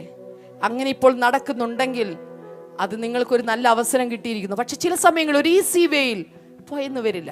ചിലപ്പോൾ ജോലിയുടെ സമ്മർദ്ദങ്ങൾ പലതും ഒക്കെ ഉണ്ടാകാം. പക്ഷെ സമ്മർദ്ദങ്ങൾ അതിജീവിച്ചുകൊണ്ട് ഞായറാഴ്ച ആരാധന മുടക്കാതെ ഈസി വേയിൽ ഒരു വിശ്വാസ ജീവിതം പോകില്ല ദൈവമക്കളെ. അങ്ങനെ ആരുടെയും പോയിട്ടില്ല. അങ്ങനെ പോയിട്ടുള്ളവർ പലപ്പോഴും വിശ്വാസത്തിൽ ഉറച്ചു നിന്നിട്ടില്ല. എന്നാൽ പ്രശ്നങ്ങൾ വന്നപ്പോൾ, പ്രതികൂലങ്ങൾ വന്നപ്പോൾ ഉറച്ചു നിന്നിട്ടുള്ള ചിലരുണ്ടെങ്കിൽ അത് സംഭവിച്ച് അവർക്കൊരു വലിയ മൈലേജ് കിട്ടിയിരിക്കുകയാണ്. വലിയ മൈലേജ്. ഹല്ലേലൂയ. ഒരു അത്ലറ്റിനെ പോലെ ഡിസിപ്ലിൻഡായി അച്ചടക്കത്തിലൂടെ പോകാൻ നമുക്ക് സാധിക്കുമോ? ഹല്ലേലൂയ. ഒരു കിരീടം ഒന്ന് കാണാമോ? വാടാത്ത തേജസ്സിന്റെ ഒരു കിരീടം. ഹല്ലേലൂയ. ഒരിക്കൽ ഇങ്ങനൊരു കഥ ഞാൻ കേട്ടിട്ടുണ്ട്. ഒരിക്കൽ റോമൻ പട്ടണത്തിൽ വിശ്വാസികൾക്കെതിരെയുള്ള വലിയ പ്രശ്നങ്ങളുണ്ടായ സമയത്ത് ഒരു കൂട്ടം പടയാളികൾ വിശ്വാസത്തിലേക്ക് വന്നു. അവരെ ഓരോരുത്തരെയും റോമൻ പടയാളികൾ നശിപ്പിച്ചു. എന്നാൽ വീണ്ടും ഒരു കൂട്ടം ആളുകൾ വീണ്ടും അതിനുവേണ്ടി പിടിക്കപ്പെട്ട് അവിടെ കൊണ്ടുവന്നു.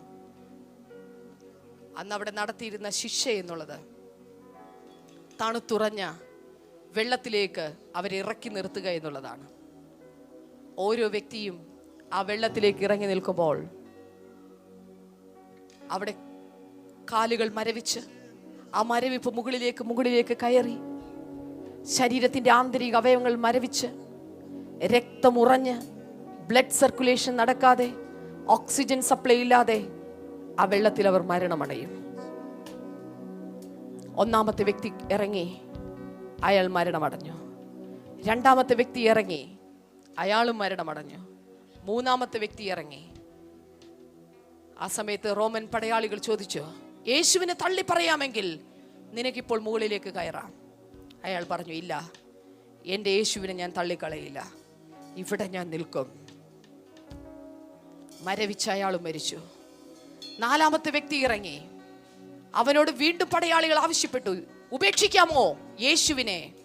പറഞ്ഞു, ഇല്ലില്ല, എനിക്ക് ജീവൻ നൽകിയ, എനിക്ക് രക്ഷ നൽകിയ, എന്നെ വീണ്ടെടുത്ത, ഇനി അങ്ങോട്ടൊരു വലിയ ജീവിതം എനിക്ക് തന്ന ഈ യേശുവിനെ ഈ നൈമിഷികമായി ഈ ജീവിതം കൊണ്ട് ഞാൻ ത്യജിച്ചു കളയില്ല.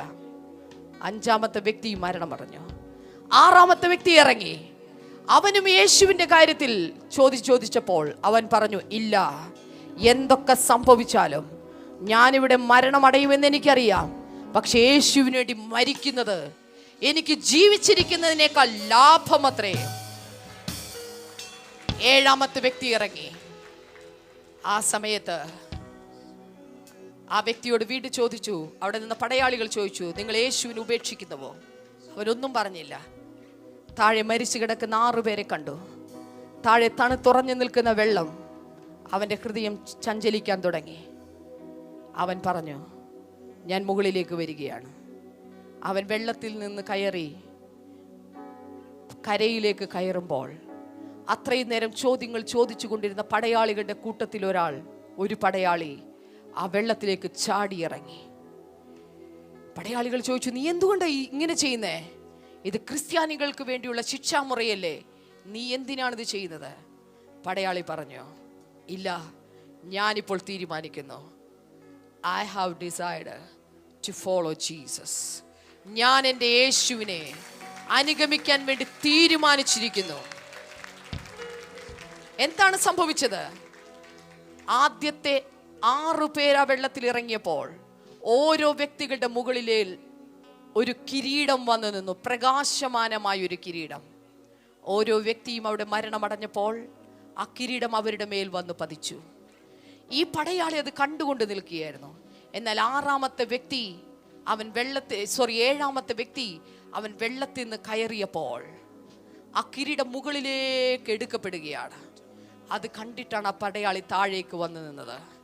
ആ മുകളിലേക്ക് കയറിപ്പോയ ആ കിരീടം അവൻ്റെ തലയിലേക്ക് വന്നു. അവനും അവിടെ മരണമടഞ്ഞു.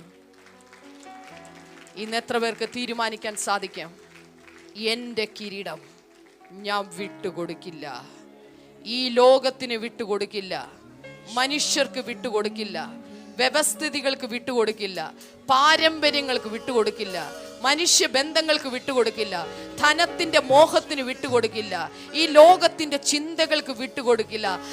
I have decided to follow Jesus. No turning back. No turning back. ഇനി ഞാൻ പിന്മാറുകയില്ല. യേശുവിനെ മാത്രം ഞാൻ അനുഗമിക്കും.